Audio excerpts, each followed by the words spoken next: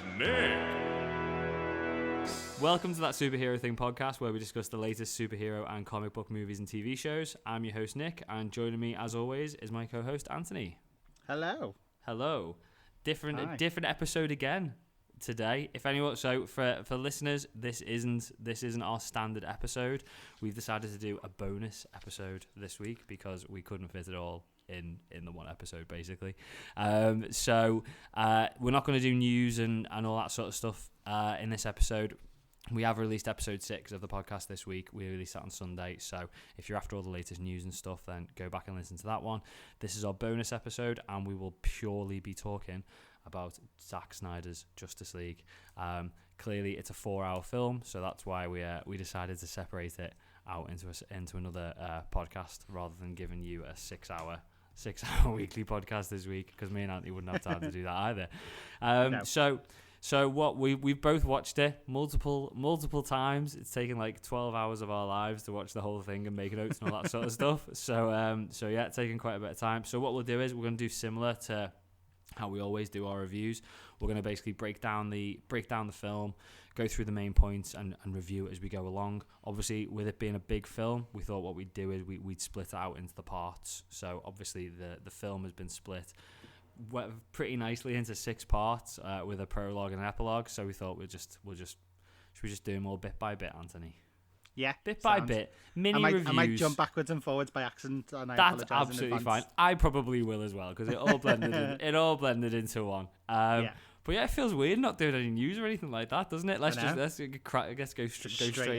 straight into it. So at the start of the film, before we even got part 1, we got like a little is prologue the right word? Prologue is at the start, isn't it? Prologue is epilogue's at the end. Well done. Yeah, I know what I'm talking well about. Done, I sound like I do anyway.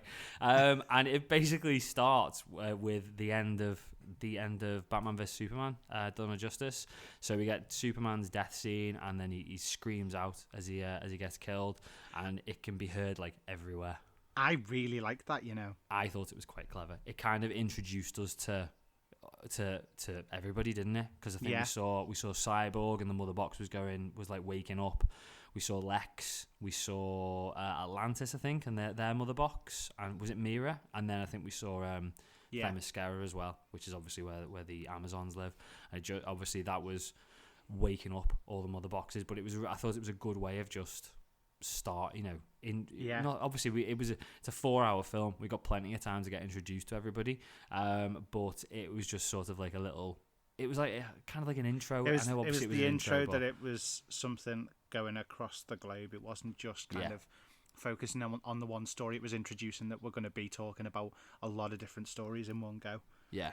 Exactly, yeah, and we certainly had time to do it with 4 hours, so the prologue wraps up with as far it starts with just being some dude on a horse, but it turns out to be Bruce Wayne, in Iceland, and he's trying to find this town. I think it's Iceland. It might be Scandinavia. I've written Iceland. I don't know why I just assumed it was, but it's something like that. I didn't up there. Somewhere up there. Why is he on a horse?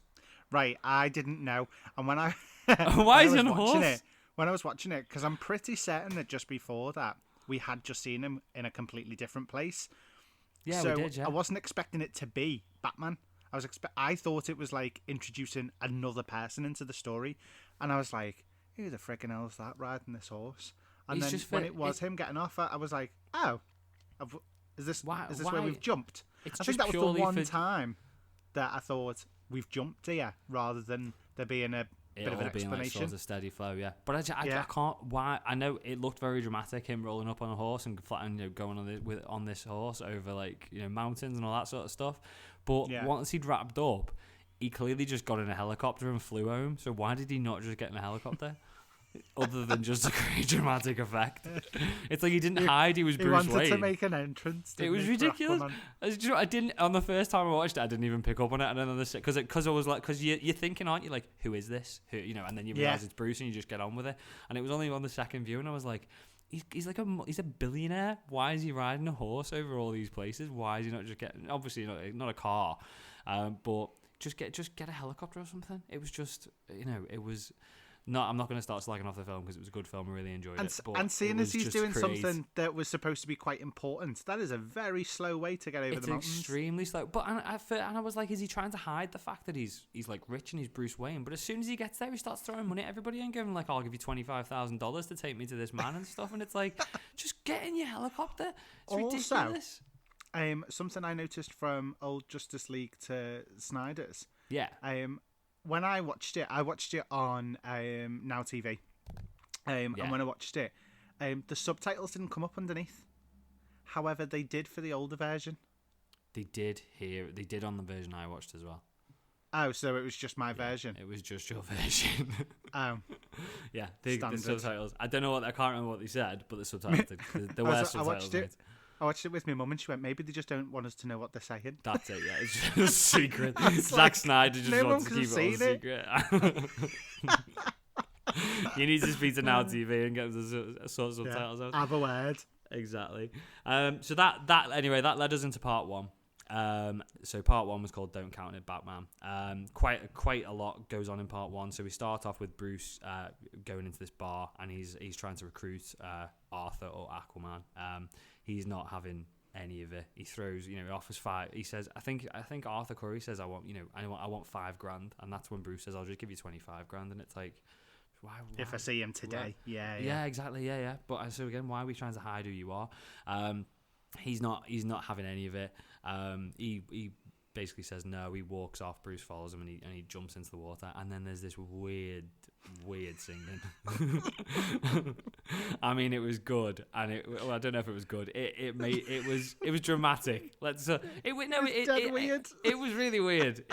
But it was. I don't even want to say cinematic because obviously the singing is not cinematic. It was just very grand. Do you know what I mean? I know why they've done it right. So, one of the big things that between the two versions is that Joss Whedon went for a more Marvel approach. Yes. So what he's done is he tried to turn them into like the flawed characters. He was trying to humanize them. Right. Whereas in Snyder's version, I mean, you hear them say it, God's among men, constantly.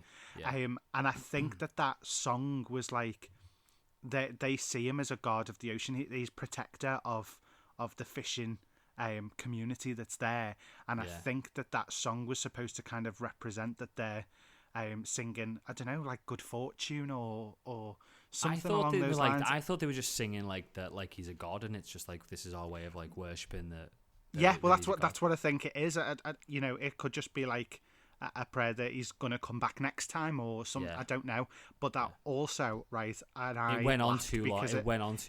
It did go on a bit too long, and then her sniffing his jumper at the end. Now I understand that most women would probably sniff Jason Momoa's jumper if he threw it off and left it somewhere. Maybe. However, it's weird.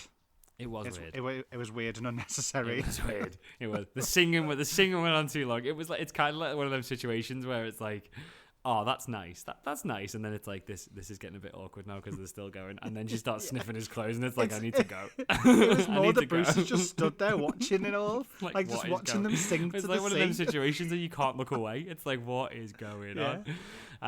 But yeah, so anyway, so the singing happens. We have a few other cuts. Like I think we cut to Martha Wayne at one point and we find out that she's lost the farm, or she's sold it, or the bank's taken the farm. We see Bruce get picked up or arrive in his helicopter, so clearly he has got a helicopter. And he goes up, meets Alfred, and they fly off in his private jet.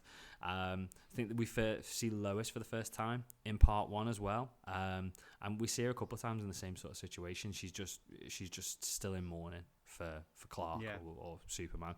I don't know how long after this is supposed to be. I'm sure that later on, and this is where we've started jumping.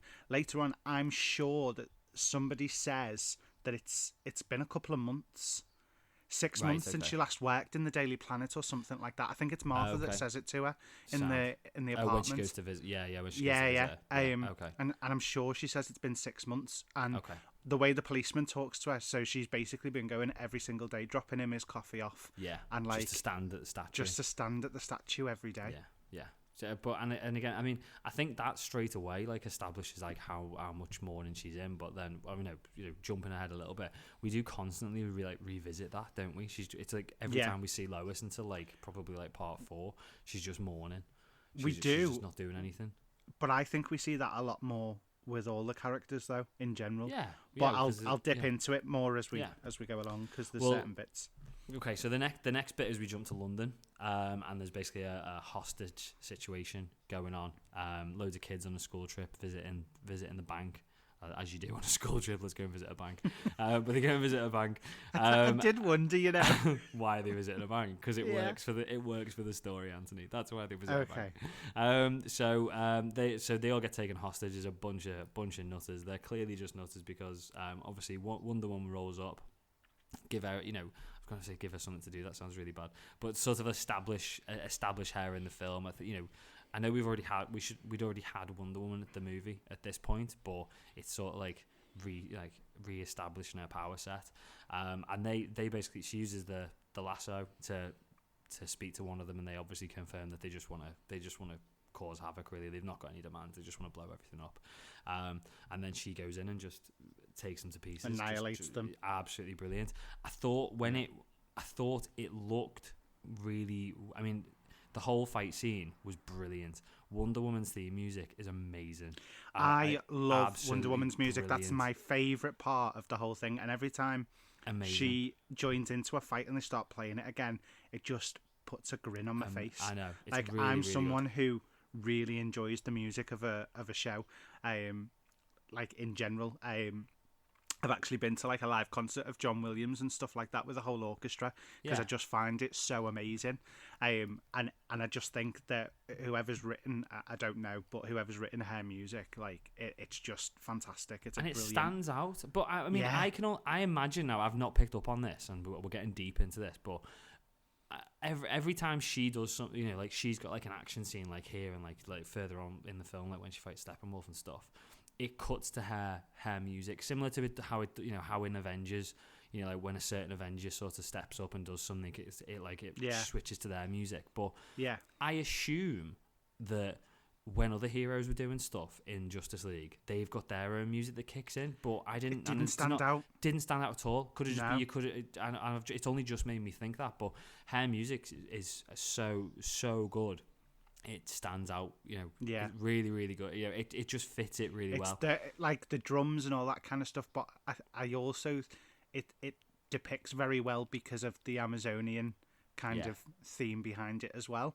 And I just, it does stand out a lot more than any others. Like, I'm just trying to think if there was any other piece of music that really stood out to me, and I can't even hear any of it in my head. No. But I can, as soon as you mention Wonder Woman, I can hear it in my head going straight away. Yeah, it's really good, and the rest of the fight scene is really good as well. When I watched it for the first time and the second time, it stood out how they make her powers like look and work. It's like the main part of it is like when the guy tries to shoot all the hostages, and she just flies in front of every bullet and knocks like every single bullet with her what they called like her gauntlets, you know what I mean, on her wrists, and at sleeves. First when I was not her sleeves, but I thought when I was watching it, I was like, this looks the first time I watched it anyway, the very first time I watched Justice League, it was like, this looks a bit silly because of like how quick she's moving and stuff, and the second viewing it looked a little bit better, but I did think it looked a bit weird and a bit silly, and I was like, why have they made it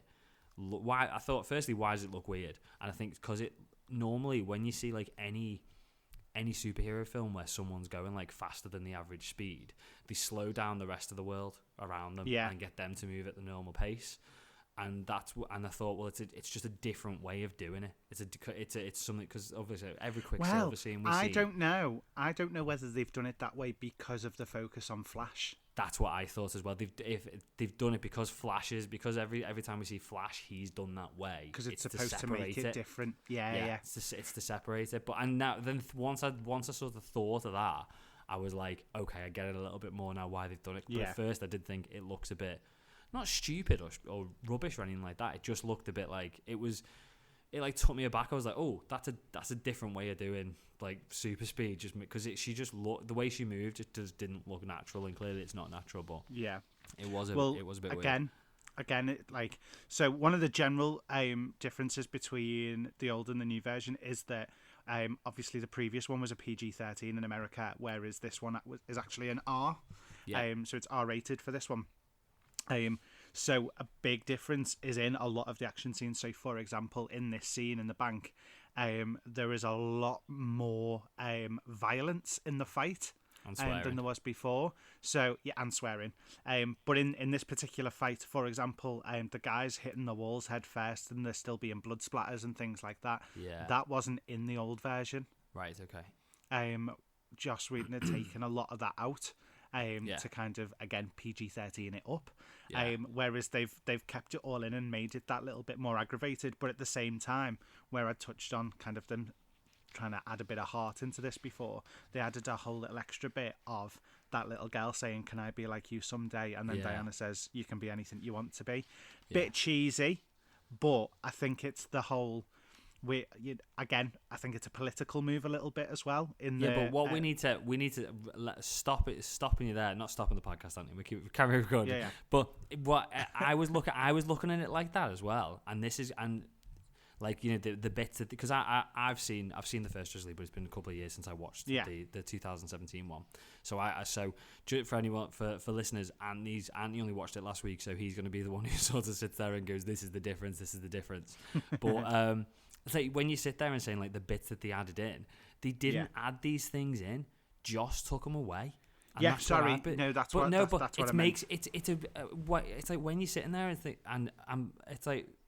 It's one thing to say like, and I'm not sitting it, and this isn't going to be like hours of us ripping Joss Whedon to pieces. And I know obviously he's got like, there's a lot against Joss Whedon at the moment, but from a pure filmmaking point of view, but why is he taking stuff like that out of the film? It's like you're sitting there and say like, oh, it's been added into, you know, like for like women empowerment and stuff like that, which is completely right.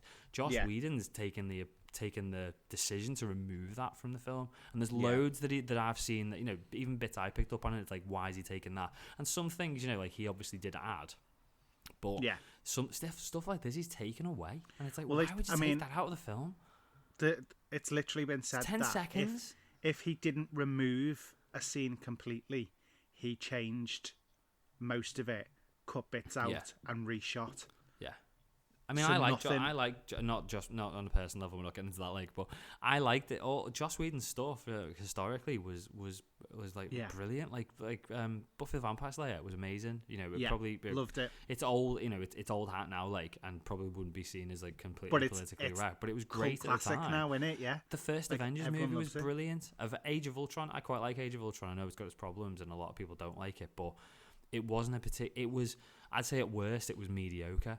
But it's like what he was doing with Justice League, I don't know, because it was bad. I mean, even the Justice, you know, even like, I mean, I've speaking to like proper like DC, you know, proper DC fans who, you know, like are much more into the DC universe than the Marvel universe, and a few of them have even been on Twitter going, look, I'll admit it, the 2017 Justice League was rubbish, but they wouldn't say it at the time because it's like it's their thing and this was their Avengers, but it wasn't great, was it? And do you know what? The next bit is another thing that he I don't know whether he changed this or whether it was all done like sort of after it, but we go to Themyscira after that, and it's the first time we see Steppenwolf, and how different in his look. He looked so much better. He looks amazing. The suit is the amazing. Way the suit moves constantly as he's walking around and stuff like that. Like, I honestly was like, am I looking at the same bad guy? You know, when I first watched this version, I was like, is this, because he looked completely different. It's not even just subtle. Like, it's not like they've tweaked. It's not like they've tweaked the character. It's like a completely different. I mean, it's still Kieran Hines doing the voice, but even they've changed the voice. It just sounded like Kieran Hines talking as far as I can remember in Justice League, whereas they've made it sound more like demonic. Is it the word? Yeah. But it's that deep and violent tone in it, and it's got like a bit of a, it's like how and how like when Bruce talks, there's a bit of an echo to it when he's got his Batman suit on. It's got that to it as well. But very, very different, in a completely good way. So it's basically got, so that we finished part one with him arriving in Themyscira, the Amazons trying to trying to subdue him, for want of a better word. They try and lock him in that enclosure while Wonder Woman's mum runs off with the mother box. Did you know? So in the first one, that scene was only 5 minutes long. Really? And in this one, it's 11 minutes long. That fight. Wow. Okay. From him appearing to the end of that scene, it's 11 minutes long. Yeah. Now, again, massive differences in this because Joss cut a shit ton of it out again. Yeah. And it was like he was trying to fast forward a book. It's the best way to describe it because it's the abridged version of the film. Yeah, like it's still like the fight was still decent in his version, but when you look at what was taken out, when you actually realise the bits that were taken out, for example, that entire structure collapses into the sea. Yeah. Now that didn't happen in the other one. That was cut out. They added, like, Snyder put that in because he wanted to show how big the sacrifice was of the Amazon women. He wanted it to be more heartfelt and more understanding that this is a huge thing. You could have cut that short and still left it in. Do you know what I mean? Exactly. You could have got that down. I just don't 7 understand minutes. the decision process that went into it. Well, there's a lot. I enjoyed that much more because the women all stood there saying, "What is it? We have no fear," or something. When she says, "Show your fear." Yeah. Boss, absolutely amazing. They get absolutely slaughtered, but at no point do they stop. And like when you see as I say, like the level of that sacrifice, and then you see that moment when she looks back at that structure falling into the water, and you see the total distress of her. Like none of that was addressed in the last one. No. And I just think it makes a huge difference in the enjoyment of a story and the understanding of where people are going and why they're going there. Do you know what I mean? It's all well and good to do what the script tells you, but if you can't understand the characters, you're not gonna feel for them when things like this happen.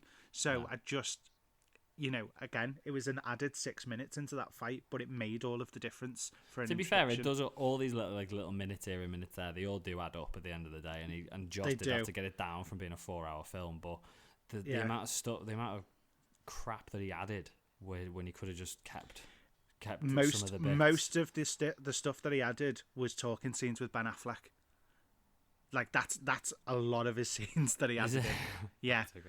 And I know they were all cheesy as anything as well, weren't they? Well, I think there was supposed to be a scene with Batman in the first part that was taken out of Snyder's version. It was a completely new scene that Joss Whedon added in. Oh, right, okay.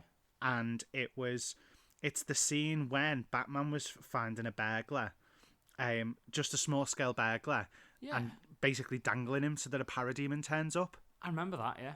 Yeah. So I knew the parademons did roll up like really early on in the film, didn't they? Yeah. Well, the question was, how the hell did Batman know that they feed on fear? Like, it was like the whole bit of that story was completely cut. Yeah. Whereas we find it out as the film progresses in this version, and then we're like, right, okay, that's how that works. But at the beginning, Batman just seemed to know, like how they worked and what drew them out and things like that. And again, it's just really shit storytelling. Yeah, I took it in the first. I remember that now, and I think I took it in the first one as like it's because he'd had dreams about them, hadn't he? In Batman vs Superman, he was having some sort of like. But again, like hallucinations. But to an extent, you shouldn't have to sit and guess that, should you? No, you shouldn't be going, "Oh, why have they?" You should go, well, this is why." Yeah, it should be there for you. That's what the point of the film is. Yeah. So. Sorry. Spot on. No, it's alright. It's not a problem. It gets me a little bit riled up. I know. When people tell a story really badly. I know what you mean. Well, and this is, it's just that's why we've ended up with this at the end of the day, isn't it? That's why we've ended up with the Snyder Cut. Anyway, so part one basically ends with Steppenwolf getting the. He basically tears through all the Amazons. They obviously, like you said, they put up an amazing fight, but he rips through him. The one thing I didn't get is these women are very, very strong, can jump really far, can do all of the things they can do. Yeah. How did that woman get killed by being crushed by a horse? I thought that as well. Because when the horse landed on her, when she started dying, I was like, hang on, what? Why? I thought she'd have just shoved it off her. Maybe the horses in Themyscira are super strong as well. So to them, it's still a really heavy horse. That is a powerful horse's ass. That must be it. That must be. To be fair, as good as this is, and spoilers for the end of it, but we thought it was a really good film. There were a few like little plot holes and a little bit like, hang on, that's a bit stupid, and hang on, how does this make sense? But we'll hit them as we go along. We will criticize as we go on. Yeah, as well. I'm gonna criticize. Don't get us wrong. It's not perfect. This version was like a million times better.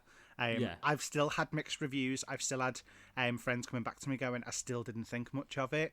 And I think some people, if they are not expecting a lot because of the fact that the other one was not great, and then they're having to sit down to 4 hours, they're preparing themselves to be bored. And I think that's kind of part of the thing, and the fact that they've already seen the story. Yeah, well, it's why I enjoyed it. But again, people take different approaches when they look at it, don't they? Yeah, I mean, I couldn't really remember the first one much going in. But yeah, I think if I'd only watched it recently, I might have got a bit bored. But yeah, so that wrapped up part one. I thought it was good. We didn't get introduced to absolutely everybody at that stage, but it sort of set the tone for the film, didn't it? I thought it was good. Again, a few bits where it was like the horse and stuff. It was like, hang on, what's going on here? But generally, it was a good opening, and but it didn't feel that long either, which gets us on to part two because it felt like most of the film. So after part one, we got part two, which was the Age of Heroes. It basically just jumped straight to where Steppenwolf arrives after he left Themyscira. So he sets up in an old nuclear plant. It's because it's toxic, he says. He sends all the parademons to go and find the rest of the other two mother boxes, and you get there a little bit of backstory in that he wants to do this so that Darkseid will see his worth again, and we get more like depth into that as we go along. We jump back to Bruce and Alfred on the plane, trying to track down more recruits for, we don't know, it's called the Justice League. I don't think it ever gets named as the Justice League in the film, but trying to recruit more people for it. So they're after Barry Allen. Hey, isn't Jeremy Irons as Alfred like boss a little bit more sassy? Yeah, but it's good. No, it is good. I like it. It's a very different approach. Like, yeah, he's and I mean, I know Alfred's always been like, holder of the Batcave, protector, all that kind of stuff back at base. But I don't know. He's just in this. He's a lot more hands-on, isn't he? Yeah. He's like making like weapons and all that sort of stuff. Yeah. Whereas in what we've seen previously, it's like Michael Caine's was a great Alfred, but he was very like. He wasn't. I wouldn't say he was like the brains, but he wasn't like he wasn't hands on, was he? He knew what was going on, and he'd like order the bits for him and stuff like that. But it was all done by Bruce. It was more an advisory role, wasn't he? Yeah. That he's good though. Jeremy Irons, fantastic, brilliant casting. So after that, so I think we get a little bit of them trying to basically pin down where Barry is or identify him. I think we get a little bit more on the Kryptonian ship. So this is when we get introduced to Silas Stone, who's Victor or Cyborg's dad.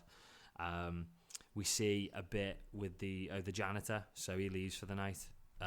He leaves the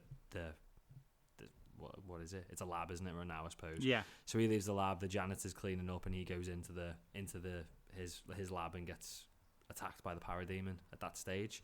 I remember in Joss Whedon's version, that's all like very separated.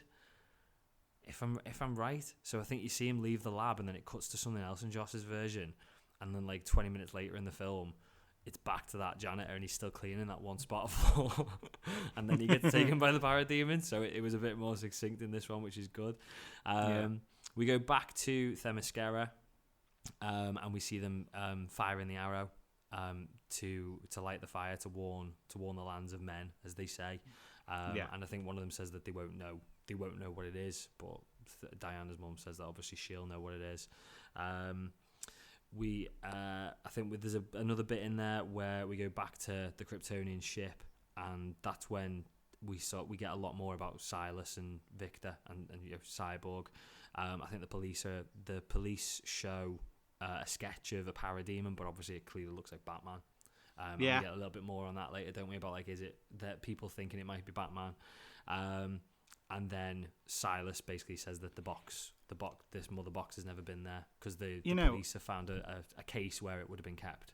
I thought the Parademon looked a little bit like one of the villains from Batman, and I can't remember his name now, but it's basically like the Firefly one. Yeah, I know what you mean, From the games. Like, because they're like, I think it's between the wings and the goggles. I think it's the fact that they have like them weird goggle things on their eyes. Yeah. They do look very similar. I don't know whether that's what I thought it was, but they do look similar to something else.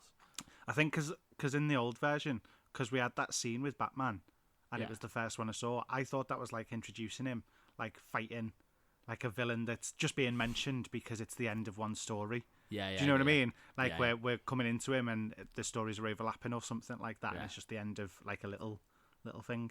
But yeah. But you suppose you would though, wouldn't you, on that version? Because it's like he seems to know what it is full well, so he recognizes it. So you'd think it was a one of his villains or something. Yeah.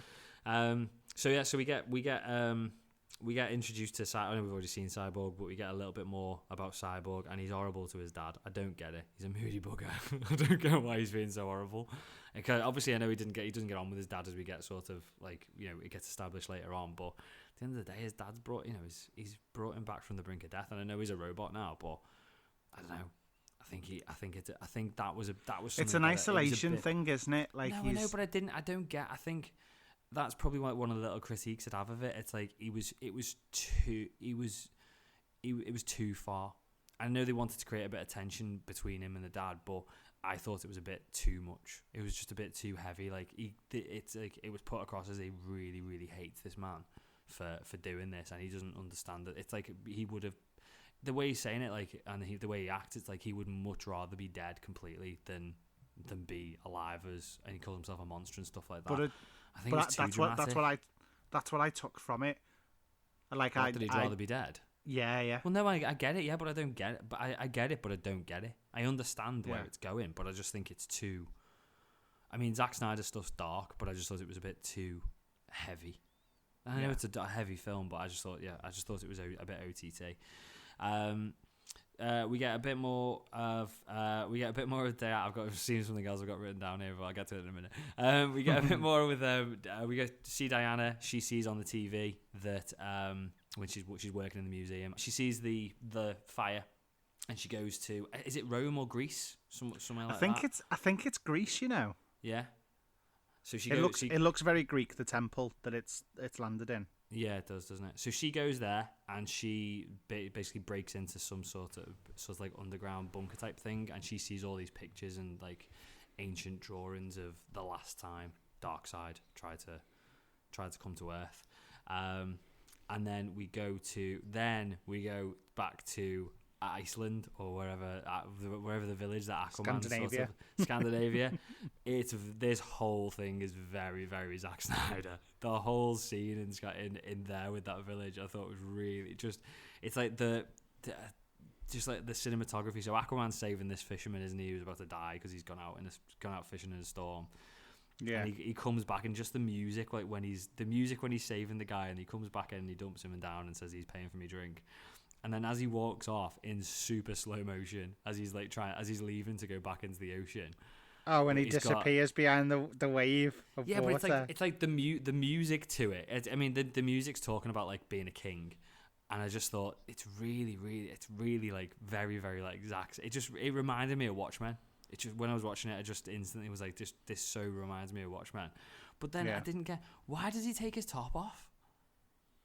I didn't get why he took his top off, other than for dramatic cinematic effect. Because I think it's for dramatic cinematic effect. He had it when he was to tell the women that to come and watch DC as well, because Jason Momoa keeps taking his shirt off. I genuinely think that's part of the reason. Why is he taking his shirt off again? He had his t-shirt on in the water when he was saving this dude. Honestly, right, I'm not going to lie to you. My mum was watching this with me, and the time that Jason Momoa put his jumper on, and the time later on when Clark Kent puts his shirt back on, my mum just said, "Spoil sport." Spoil sport. So, I mean, it just struck me. It was something that brought women into it as well. The at the start of the film when he takes his jump, when he's leaving, at the very beginning when Bruce is trying to recruit him and he takes his jumper off and he jumps in the water. Even then I questioned it. I was thinking, why? What's the? And I get it. I get why they're doing it, but I mean, that was a heavily knitted jumper. That'd be heavy under the water, wouldn't it? So that's what I thought. I thought he's taking it off, and he's obviously because he's more comfortable just swimming around without it on. I was like, fine, fair play. It's still been added for dramatic effect, but I'll take that one. On this one, it was like he's just been swimming in this thing. He literally saved the fisherman wearing this jumper. So why is he now taking it off, other than just to create a scene, I suppose? So he takes his shirt off, stands there topless for about 2 minutes drinking, while there's some music playing and waves crashing against his body, and then he and that's what Zack Snyder wants us to say, and then he goes down to Atlantis because of his tattoos and being in the water a lot as well. He keeps making me think of Maui, from Moana. Yeah, me too. Yeah, he does, doesn't he? He does. I'm sure there's like a meme. Honestly, part of me was expecting him to turn around before the wave crashed over him and just go, "You're welcome." They should have had one song in this. They should have had one song. So he goes to Atlantis and we see Willem Dafoe, legend Willem Dafoe. He basically has a conversation with him and says that the parademons are taking people. The king, his half brother, I think, is basically blaming man for doing it. So he needs to go and protect the box.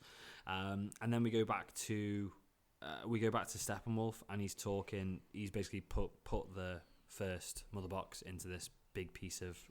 It's like a monolith thing, isn't it? Yeah, it's like a big piece. I think I get it was part. I assume it was whatever was radioactive in the nuclear plant. So he puts it into that, and he starts talking to Desaad, who is like Darkseid's right hand man. Basically giving him an update and saying that he's going to look for the parademons are looking for the other two boxes. And Desaad's like really shitty with him, isn't he? Saying like you've betrayed Darkseid, and this is why you're having to do all this. And I actually found myself feeling quite sorry for Steppenwolf. And I know he's like, he's clearly a bad man. He's trying to destroy the earth and all that sort of stuff. But he had like a lot more depth to him than he did in the Joss Whedon version. Like he sort of established, and I think that's one of the good things about having a 4-hour film. It's like, and like we mentioned before, Marvel and their villain problem. Like nobody, it's like sort of like one-hit villains and who don't have really much depth to them. But I thought the fact that this was now a 4-hour film, it did give them the opportunity to just sort of, not have sympathy for them, but just to sort of not understand what they're doing because I don't. But to get a backstory, like a little bit. It's that idea that you understand their motivations to do what they're doing. It's character development. Well, we'll come to that because I don't understand it, but it just felt like it just felt. I understand what you mean though. It gave him. But as a general on a personal rule, level, Justice League came too soon, in my opinion. Well, it did, yeah. Because you needed to understand all of the, like in Marvel when they were starting to do it, everybody was introduced so slowly and everybody was brought in, and a lot of people had already had their backstory by the time that they were joining the Avengers, and the ones that didn't, you were kind of either already knew the story or were being thrown into their story before they then made their appearance, and like Justice League just hasn't done that. So this 4-hour is a necessity. But I do you know what? That's, and I was probably going to sum it up at the end, part of like whatever whatever we say at the end. But we're talking about it now. It's like we've said this before in the podcast. The thing with DC and the Justice League films, or just the whole DC universe, I suppose, is that it tried to rush and it didn't establish characters, so we went into Justice League too early. And in the Joss Whedon version, we did, because they just dropped all these characters on us that we didn't know, and you didn't really give a shit about, to be fair. But if the plan all along was to have maybe not a 4-hour film, but to have multiple films, which we've now got as one 4-hour film, then it worked. Because by the time we got, we'll go into it in a bit more detail as we get there. Like, but by the time we got to the end of this film, maybe not so much with Aquaman, but with Cyborg and Flash and Diana, I felt like we knew enough about them, and you knew the backstory, you knew what made them tick and all that sort of stuff. And I feel like they'd had enough time in the 4-hour film to establish them. And I think it's only the fact that they tried to condense that all down to like an hour and 45-minute film, or however long Justice League is. That's why it didn't work. Having this longer film, it did it. It achieved it, and I think that's why we'll cover it at the end, like restore the Snyderverse and all that sort of stuff. But I think it could have quite easily after this carried on moving forward. So we then go to Diana anyway. So after Steppenwolf spoke to Saad, we go to Diana, who's basically going to see Bruce, and she basically tells him about Darkseid, and then we get that absolutely epic battle, which was just like something out of Lord of the Rings. It was really good. So we basically see Darkseid when he came to Earth thousands of years ago, and basically everybody on the Earth uniting. So you got like the old gods, the Atlanteans, the Amazons, and man. And they basically all fight. And you even had a Green Lantern in there as well. You had a Green Lantern in there as well. Yeah, the whole thing reminded me of Lord of the Rings. I also liked it because he wasn't human. Who, the Green Lantern? Yeah, it was good. Yeah, because it said as well he had friends from the stars to come and help. And in that whole thing as well, this is when Diana sort of set up the backstory. So she explains that there's a secret hidden inside the Earth, that Darkseid wanted. She explains about the unity in the 3 boxes and all that sort of stuff. But this is again something I don't like. We've just sat there and talked about like character development and like Marvel have got a villain problem and stuff like that. But she basically says that his Darkseid's plan is to get these 3 mother boxes, form the unity with them, and basically what it'll do is it'll wipe out the world. So it destroys it with fire and turns it into a replica of his world and turns everybody into basically parademons. It's just a shit reason to want. Do you know what I mean? It's like I want to destroy the Earth because I want to destroy the Earth. Do you know what I mean? It's just like with the amount of sort of like depth we've just said about Steppenwolf, it just didn't feel like a good. It's like, and I know you can compare them, but like, and I know Thanos, he wanted to destroy he wanted to destroy half of everybody. But as crazy as it was, you got the logic behind it. Yeah. He thought he was doing right. Do you get what I mean? He was messed up and it was genocide, but he thought in his head he was doing the right thing. Well, he basically, lot of them do. There was the backstory on his one that, his world collapsed because of overpopulation. Exactly. And that's what he's trying to prevent. But this was just like, I just want to destroy everything for the sake of destroying everything. Yeah. And I just thought it was, I just thought it was a bit, if that maybe if we got deeper we would have got more backstory to it. From what I've heard about Darkseid, he's like literally like the biggest villain on Justice League. He's basically like he's a lot of people who I've spoken to about it. It's like, oh, but he's bigger and badder than Thanos and all that sort of stuff. But it sounds like he does things for the sake of doing it, for the fact that he has the power to, and it's like a thingy. So to an extent, it's kind of like he doesn't need a reason. Again, this is a god amongst men and all of that kind of logic to it. So it's just he's coming to an anthill and he's got a magnifying glass and he's doing what he wants and just getting some minions in the process. It just that's how it comes across to me. It does to me, but I don't like it. But I hate stories where there's just like a bad guy. He just wants doing it for the sake of doing it. Yeah, don't wrong. If it was a PG film, maybe. But it's an ad. At the end of the day, it's an adult. It's an adult film. It's not meant to appeal to everybody. Like the Marvel films are 12s and PG-13 and stuff like that. I think you just needed something deeper, and maybe if it continues, there would be something deeper. Because I think the first, up until probably the last couple of films that Thanos was in the MCU. All you knew was Thanos just wanted to kill everything. He just wanted to destroy everything, and it wasn't until like very close to the end you sort of understand the reason behind it. So maybe it would have sort of become apparent that there was more to it. But that sort of wrapped up part 2. So again, it was big. It was a big. A very long part. I thought I'd missed the start of part 3 when I was watching part 2. But again, good. I liked the fact that at the end, I guess I think the first 3 parts of the film were sort of setting up the backstory for the actual film to be parts 4, 5, and 6. That's how I sort of saw it. But again, it was good. It set up the story. The only thing I'd say probably about the big sort of like epic battle that we saw that went on thousands of years ago was how, and I know it probably took one of these old gods to do it, but how easy it seemed to put it across that Darkseid was defeated. He didn't come across as like big and scary after that. I know it's not real, but he didn't come across as this massive terrifying being that's going to come and absolutely wipe everybody out.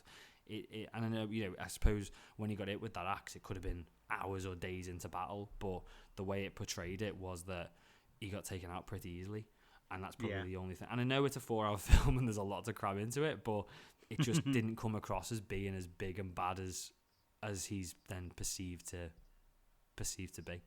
Yeah. So I must admit, I loved, that he defeats the Green Lantern in that part of the battle. Yeah. That he tried to get the ring and the ring just shut off. Yeah. Because that leaves that opening then, doesn't it? And I really like... What for the Green Lantern? Yeah, but it was thousands of years ago, wasn't it?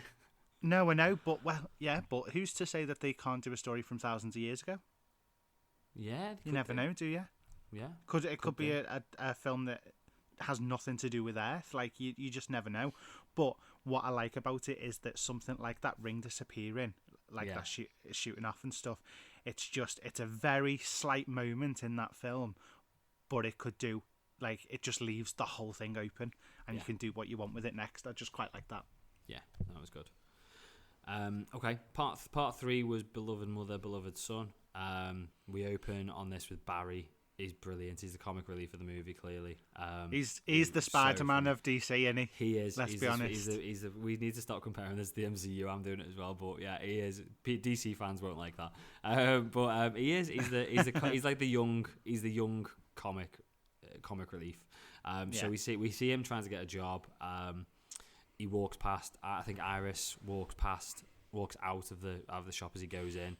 She ends up in a crash, or a big lorry basically smashes into her car, and that's when we see him using his powers so fast when he goes to save her that his shoes just get absolutely obliterated with the speed that he starts running. And I love the glass bending to his finger before it actually broke as well, because he's going that fast. Yeah. So I thought it was a bit weird how he grabbed the the hot dog made sense afterwards, but when he went for the hot dog at first and put it in his pocket, I thought, this is a bit weird. Why are they doing this? He should have grabbed it afterwards or something like that on his way out. I just thought it was timing wise wasn't great.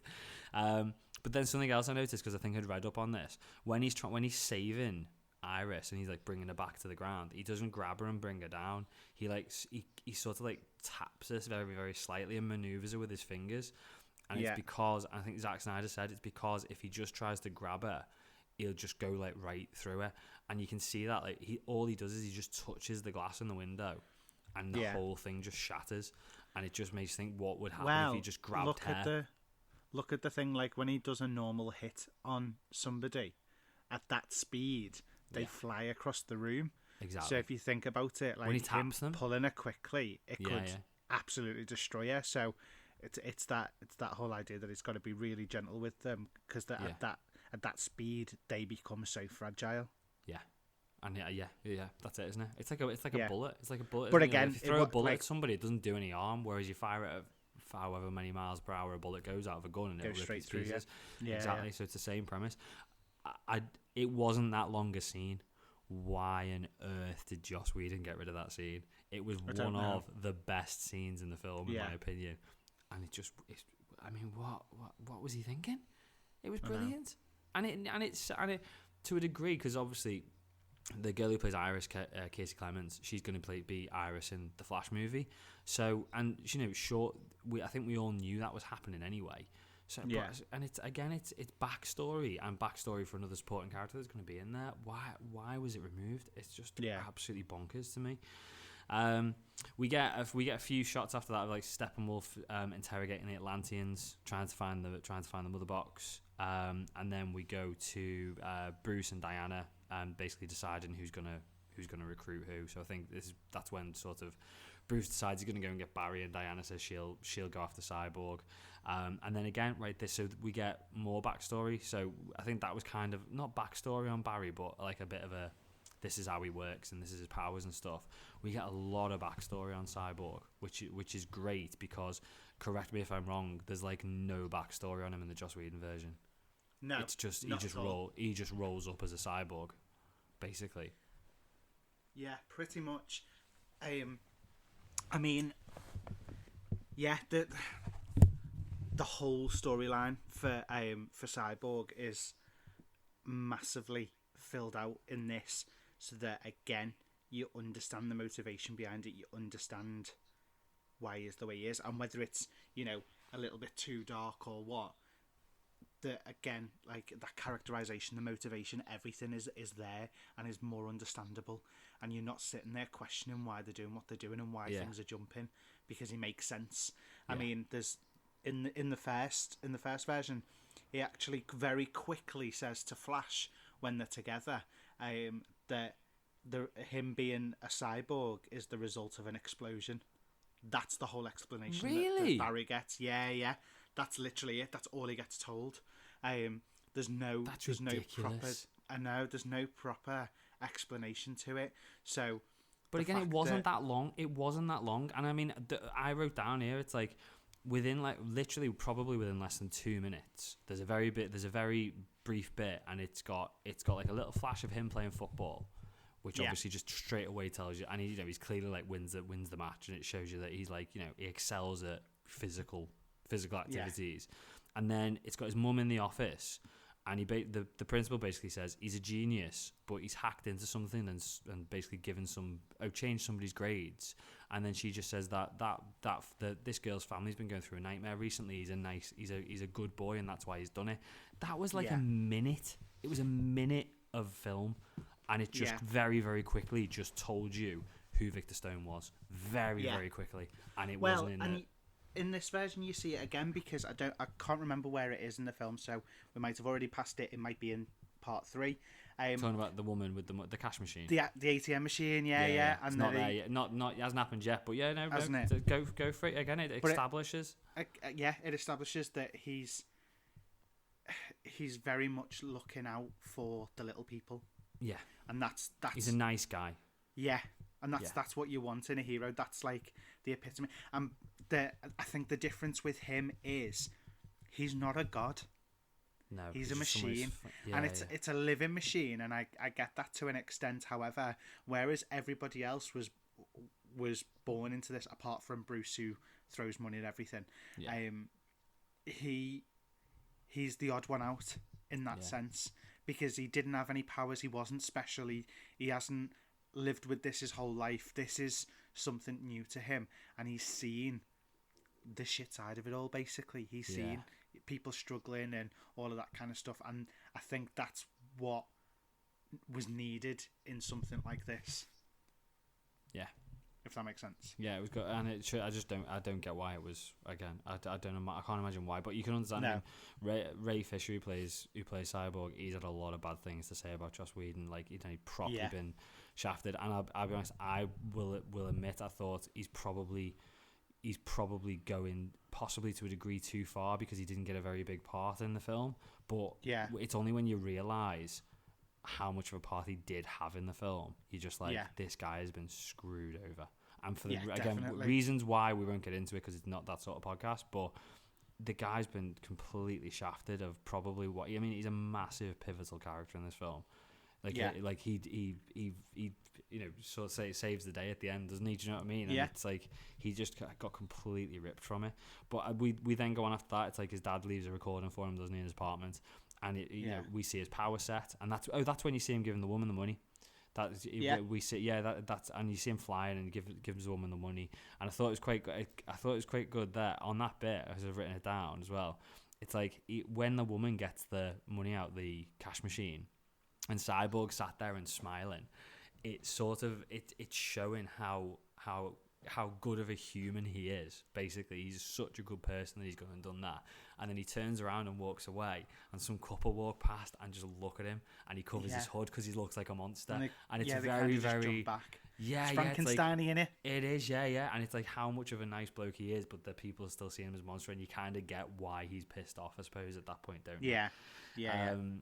And then we jump back to Barry. So Barry goes to visit his dad in prison. His dad tells him to stop coming. His dad, played by Billy Crudup, who is Dr. Manhattan from Watchmen. Did you know that? Oh, is he? Yeah. No, I didn't. Yeah, it's Dr. Manhattan. He's been recast for the Flash movie though, because apparently there's been a scheduling conflict or something like that. And then we go to Barry gets home, and we've got the scene which I think was pretty much the same as the Joss Whedon version, with Bruce recruiting him and throwing the batarang at him and all that sort of stuff. Is that pretty much the same as last time? Is it? Pretty much, yeah. Good. I mean, obviously it's not a Joss scene. It's a Zack Snyder film, but it's a good scene. It's funny. Yeah, well, that's the thing, because Batman goes in thinking he's going to have to do all this work to recruit him, and then he's like, I'm in. Which is exactly what I would do. You would, wouldn't you? It's just fun. Yeah. But again, it puts it on on an actual, especially when I suppose for the film, you've got to have people like Cyborg and Aquaman being like, oh no, we don't want to join your team and all that sort of stuff. Whereas anybody else would be like, yes, I am in. I will be in your team, Batman, 100%. And it's only like when he gets outside, he's like, what are we fighting? And it's like he's just completely signed up for this. And that's what I love, because he jumps back later, doesn't he? And he's like, I've never done this before. Like, now that it's here and it's real, I'm shitting bricks a little bit, basically. Yeah, which you would. I just love that's. He's jumped in with both feet, which is funny because he's also the Flash. So like he's kind of just gone ahead without thinking of like the ramifications behind it and stuff, and it just makes me laugh because it's something like, I mean, I'm only 30, so I'm not old, but like something that young people do. Yeah. Do you know what I mean? Yeah, so he's just, good though. Brilliant. He's a good character. And then we go. So, and I only left these in my notes because it sort of establishes it a little bit. We see like a bit of a interaction between Diana and Alfred, and he's basically showing these gauntlets that Bruce has made that basically absorb energy and then dissipate the energy, which obviously come in handy later on in the film. But it's the way he says, like, it was Master Bruce's idea, and she's like, oh, maybe we should get him to make a lasso as well then, because he's just completely ripped it off, put it across as it's his idea. And then she's trying to do some research on Cyborg, and he hacks into the computer. He arranges a meeting with her, doesn't he? And he basically just says, again, she's trying to recruit me, another one, I don't want to be in your team. And he flies off, and he buries the mother box, doesn't he, at his mum's grave. Again though, I like that scene because of what he does beforehand. He knocks out all the power so that he can't be seen. Yeah. And this, again, like, I know obviously you said it's really dark, the way he reacts to his dad, but he really feels like a monster. Yeah, he feels like he can't be seen. So like those things that you'd have thought, oh, it's just because he doesn't want to be seen in public. It's actually because, again, like that couple's reaction to him when he was walking down the street and things like that. Yeah. Like, it all accumulates that he thinks that he's not a person anymore. He doesn't know what he is. He's the only person that's like that. And so he's just, he was spiraling. He was kind of going on this lone journey, and now there's this introduction of people, which is what sparked his interest, because they are also different. Yeah. Yeah, and he yeah. No, I get that, yeah. And obviously, like, throughout the film, he gets a bit more comfortable with what he can do and who he is, doesn't he? But yeah, I do get what you're saying. And then after that, we see his dad. He gets kidnapped by one of the parademons. We get our first. I think it's the first time we see. Is it the first time we see Commissioner Gordon in the film? J.K. Simmons as Commissioner Gordon. Again, excellent casting. Yes. And he basically gets shown a picture of these parademons, and I think the cop who's talking to him is trying to imply that it might be Batman. It looks like Batman, and he's having none of it. He's like, this guy's been fighting crime for 20 years. Why is he now going to start kidnapping people and all that sort of stuff? And it's quite a little bit refreshing to have that sort of thing in a film and not go down the route of, because I think it would have been a very easy story to go down the route of, let's have a whole thing of they think Batman's the one doing it and all that sort of stuff, and it kind of acknowledged that's the story that gets told every single bloody time. I know, it acknowledged it. It didn't just not go down the route. It kind of acknowledged it and was like, this is the story that you think we're going to go down. No, don't be stupid. Of course we're not going to go down that route. That sort of thing. Similar to like Spider-Man, where they've left Spider-Man. clearly Spider-Man's not a villain, but the MCU are probably gonna now take that down a whole film of everybody thinks Spider-Man's a villain after he was like one of the most loved people, and people, you know, at the start of the Spider-Man film, people were going, you the new leader of the Avengers and all that sort of stuff. And I suppose it's kind of saying the fact that it acknowledges is like, that's stupid. Yeah. Clearly we wouldn't go down that route. We then go to Atlantis, and we see Mira, Amber Heard as Mira. Steppenwolf rolls up to get the mother box. Arthur saves Mira, I think at this point, and then Steppenwolf basically beats him and manages to get away with the second mother box. And that's basically when Mira says that, you know, you are like the rightful heir, and your mother would have had to go after him, so you need to basically pull your finger out really and go and get the mother box. And then that's when we get Steppenwolf, back to Steppenwolf plugging in the second mother box, and again he updates the SAD again, and that's the end of part 3. I thought up to now I watched this in 2 sittings. You did as well in the first. I think I pretty much stopped here. I did as well, because it's a 4-hour film. And we've both got work and jobs and all that sort of stuff. Unfortunately, podcasting isn't our career.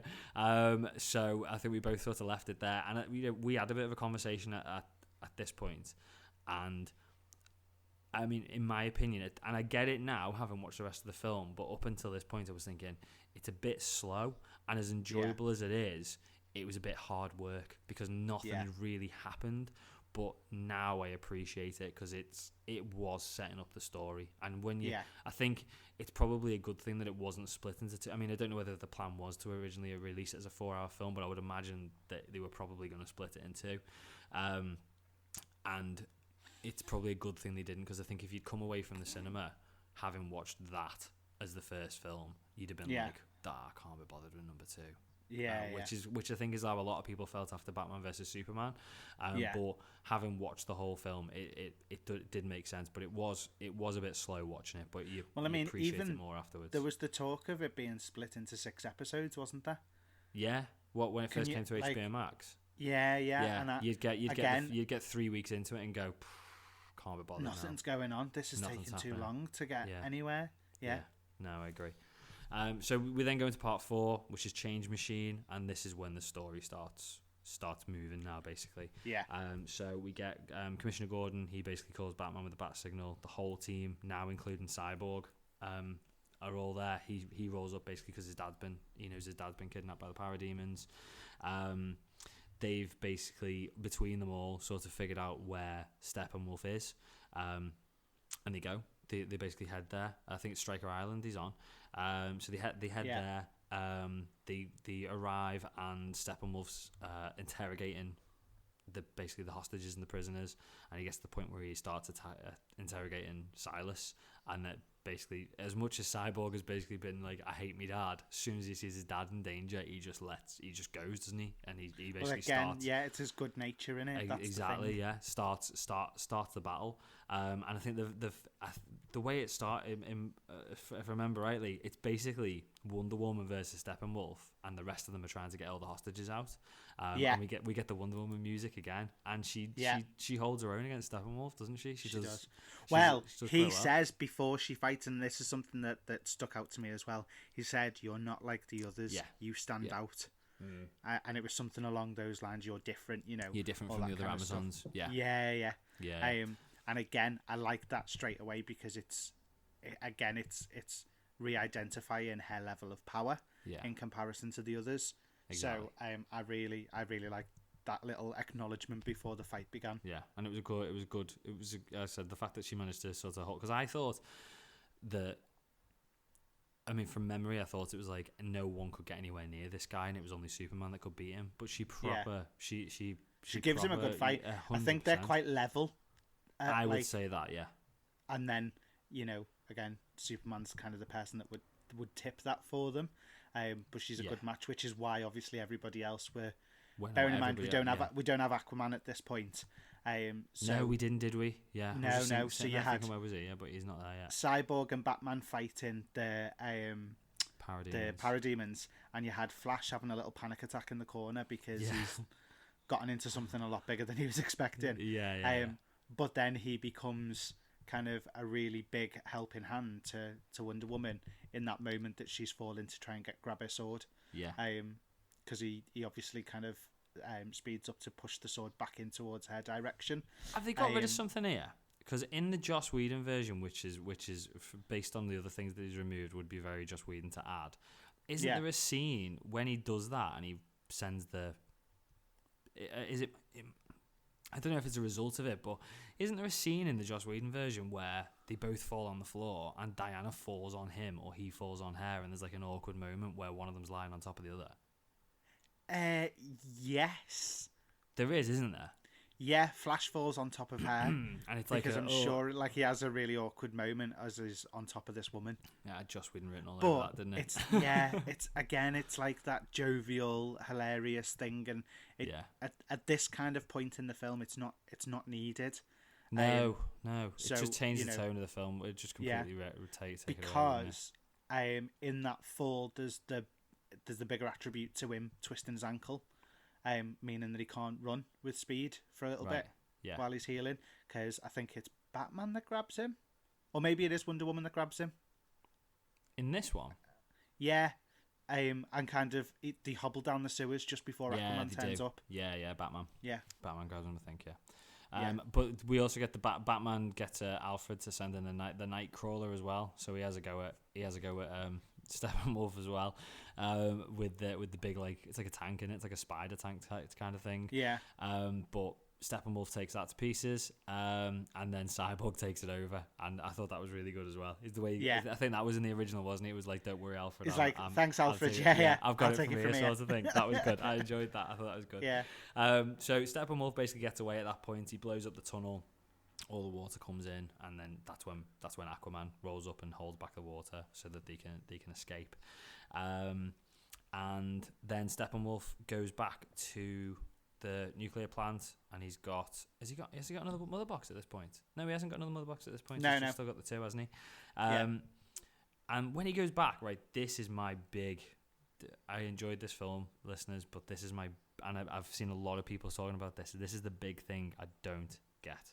Okay, and so hopefully you can explain it to me. So he has a vision at this point, doesn't he? Batman. No, Steppenwolf. Right. Steppenwolf. Okay, He says, "What are you trying to show me?" And he has his vision, and it's basically like the nightmare vision that Bruce has been having. And he sees, and we get a lot more information about it a little bit later on. So maybe we'll cover it a little bit more later on. But this is the first bit of what annoys me then. So he has this vision that this anti-life equation, or this big weapon, the secret weapon that Darkseid is after, is on the Earth, and that's when he sees that, and he sees that big fire shape on the Earth and stuff like that. Yeah, and then that's when he seems really shocked that it's on Earth, and I suppose maybe he wouldn't know. We don't know if he was in the original battle. But yeah, I'm not, obviously we'll fill in the gaps and stuff like that. But he seems really surprised at it, and it's only later on that we find out that Darkseid also doesn't know that it's on the Earth. Yeah. How? Yeah, I don't know how. But then again, they say he's done this to 100,000 planets. So. But but they know the mother boxes. They know, but they know the mother boxes are on the Earth. Yeah. And they know that they brought the mother boxes to the Earth, got beat, and left them on the Earth. So surely you'd remember that that's where you got beat, and that's where the anti-life equation was. That's where you left them. Yeah. How? Well, I don't. We'll cover it a bit more when we get. Maybe he just sees them like his car keys. I don't know. It's ridiculous, and I think a lot of people are saying that. Like it just doesn't make sense. So anyway, after that we go back to is it the Batcave? Are we in the Batcave? Is that where Is that where all the little meetings are taking place with Bruce and Diana? I think so. Yeah. We're calling it the Batcave. It's a big Batcave. It's much more modern than the Batcaves we've seen, but we're going to call it the Batcave. No, it is, because that's the first time that Flash goes there, and he's dead excited. Yeah. Okay. Sound. So it's the Batcave. Great. So we're at the Batcave. We get a little bit of history on the boxes on Earth from Cyborg, and he shows them like this little vision. I love the way that they had Victor in his football jacket walking through it. telling the story. I thought that was really, Yes. I thought it was a really good, that was brilliant. really good storytelling.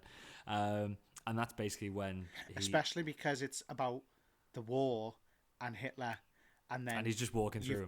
You've got a black man walking through, and I just think that's the whole way, the whole mechanic like a brilliant was brilliant. kick in the teeth. Yeah, it was really good. And that's basically when he says they're not there to destroy things or make things. They're change machines, which is obviously what the title of the part comes from. And they can rearrange matter. And the way it's like what the thing that summed it up, and I like the analogy that they used, was they said a match can be used to turn a house to dust, but the mother box can turn the dust back into a house. And that's obviously when they figure out, and that's when, you know, straight away it's like, right, this is how we're bringing back Superman. Tiny nitpick, right? And I know I remembered to a degree that's how they brought back Superman this is the same way they bring him back in the Joss Whedon version, isn't it? With the mother box. Yeah. No, it is. But at the end of Batman versus Superman, when we see Bruce's gravel moved, it all moves, so he's not dead. Yes. Then. So it's like we're getting into X-Men territory. Well, yeah, we are, aren't we? It's more like he just needed a charge rather than. Yeah, I suppose it's a change. Because when he gets hit with the nuke in Dawn of Justice, he's pretty much dead, isn't he? And then the sun brings him back. Like, to me, to see it that way. Him going into the I can't remember what they call it, like the regeneration water pit thing. Yeah. The Genesis chamber. The Genesis chamber, that's the one. Like, I would have just thought that Flash being speedy would have sparked that enough. Yeah. Because it's a jolt that he needs, because he's already not dead. It's like it's like when your battery dies in a car and you just need jump leads. That's it, innit? Yeah. Soup's battery's so just I just empty. don't understand why the box was needed for that. Well, I think it's a change of story that he's dead. He is dead at the end of the day, but it doesn't make sense with the little tiny gravelly thing at the end of Batman versus Superman. But again, I'm nitpicking now. Something else I'm going to nitpick, which leads straight into the next bit. We see Lois mourning again. It's been months now. And Martha Kent, who we think is Martha Kent, shows up. And she basically says it. She basically says, "Stop moping around. He's dead. Get on with it," sort of thing. He's my son, and I'm getting on with it. You need to get on with it too. But it turns out not to be Martha when she leaves. It's Martian Manhunter. Yeah. Does he not? Is Lois what was not his mention purpose it? there?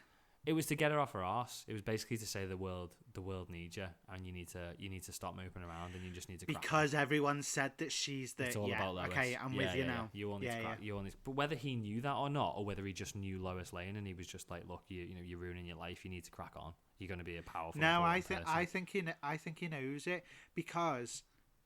I mean, I don't quite understand how she is. The only way I can think that she was the most important was because she's the one who brings Superman back. Do you think he knew at this stage that Superman was coming back? I don't know. And he knew about this whole prophecy and all that and kind of stuff in it. Maybe. I don't know. Maybe. I just read it as with the name Martian Manhunter. I would assume that he would be aware of prophecies and stuff, because he'd be on the hunt for. Go on. No, keep going. You're digging. Go on, keep going. No, is this stupid now? I don't know where you're going with it. No, because he's Martian and he's a manhunter. He's hunting out prophecies. It sounds like the sort of TV show that you'd see on the History Channel. Today on Martian Manhunters. No, that's not what I meant. No, what I mean is, like, with a title like Martian Manhunter. Yeah. I mean, I haven't read the comics, so I don't really know who he is, what he does. He's just like a Superman. He's just a superhero, but he's like the last Martian, I think. Well, I just thought that being called the Martian Manhunter, he was gonna be. Well, I thought he might have been some kind of like huntsman. I feel like it's now. Don't know where you're going. Not an alien hitman as such, but like making sure that the galaxy is going the right way that it should, and some of these prophecies that can stop that. It's kind of his job to make sure either that the right ones are fulfilled or the wrong ones are stopped. I don't know, but that's why I thought that he'd know how important Lois was. Anyway, let's move on. I'm feeling quite vulnerable right now. It's alright. let's pretend that didn't happen. Okay.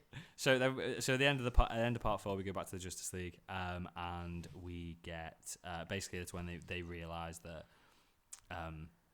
they definitely need to bring Superman back, because the reason that these guys have never attacked before is because they've been scared of Superman, basically, and that wraps up part 4. Again, to sort of review, should we say, that part, just like completely different from the first 3 parts. It was just like action all the way through, and it was like it was like a different film. And when I went back for the second viewing, it was like, wow, this is not. I was just like, maybe I was just tired on the first day when I watched the first half and I wasn't into it. But this is like really good now. But watching it second time, it's the first 3 parts are just sort of setting the groundwork, aren't they? So part 5 is All the King's Horses. Basically starts with them digging up a body. But there's a lot of it. The whole thing was basically like a lot of like team bonding, shall we call it? There was a moment between Aquaman and Wonder Woman, who's races, if you want to call it, hate each other. Turns out they have the same saying, doesn't it? Exactly, yeah. And then there was there was a bit of bonding between Cyborg and Barry as well, which I thought was quite good. When they both said they could have dug this grave a lot quicker. Exactly, yeah. And then basically they go on, so they end up breaking into the Kryptonian ship.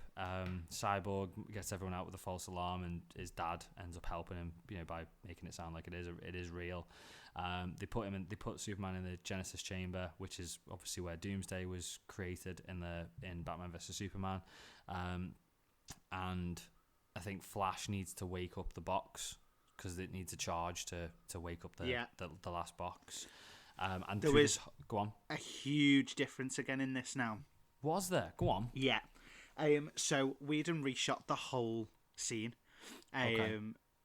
Essentially, they were arguing over what was moral about bringing Superman back. In Joss's version. Yeah. Right. Yeah. So and this is again looking at the flawed human. Ben Affleck as Batman was pretty much, I think Cyborg actually called him an asshole in the Whedon version, because of the way he's behaving. He does a sly dig at I want to say Diana over Trevor dying, okay. And all of that kind of stuff. It's actually a row. It's again, Whedon was using the Marvel approach, and I'm sorry to put them together again, but it was like the argument in Civil War, right? When they're separating whether you should do it or what. Yeah. This time it's more of a discussion than an argument, and what they're arguing over is not the moral respect of it, but again, is it dangerous? It's about, if they do this, Steppenwolf's going to know exactly where they are, and this could start the Armageddon. So it's more of a military. They're the gods, and they're trying to decide what the best way is. Do we risk getting this other, I say superior god out of all of them, to be fair, because that's the way it's put across. Yeah, he is, isn't he? Do we risk the fact that Steppenwolf will be here in a matter of minutes after that happens, for the sake of getting Superman back? So it's a whole different structure, the argument that they have. So but it makes sense at the same time. 100% makes sense. Yeah, it does, and it's following Snyder's approach rather than the changes that Whedon made in it. So the whole scene is completely different compared to last time. It gets more complicated from there, though, doesn't it? I mean, while it just should probably note, while this is all going on, we get more shots of Lois, and we see a pregnancy test in her drawer, but she's like, and is that kind of what's made her go, right, I need to just get on with it now, because it's like she says it's like the last time she's coming to visit the statue, but obviously that gets sort of talked about. However, later on, we said that we thought it'd be about 6 months. Yeah, I mean, can't be 6 months, can it? Can't be, can it? No, it can't be. It can be weeks. I don't know. And right, okay. So let's talk about. Did you stand on Lego? No, I didn't. I'm alright. So apparently, and obviously, there's certain things like that were filmed for it. Apparently, in the original version, in the original cut of this, the very first one that Zack did when it was going to be the whole process, Bruce had been seeing Lois, and it's Bruce's kid.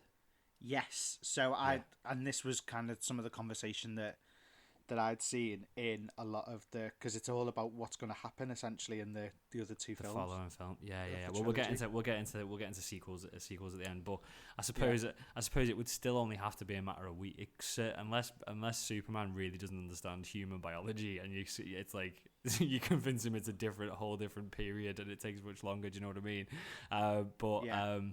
You're gonna, I suppose that it would have to be, It did say 6 months, didn't it? I'm sure she said 6 months. Okay. So, well, maybe Kryptonians take longer.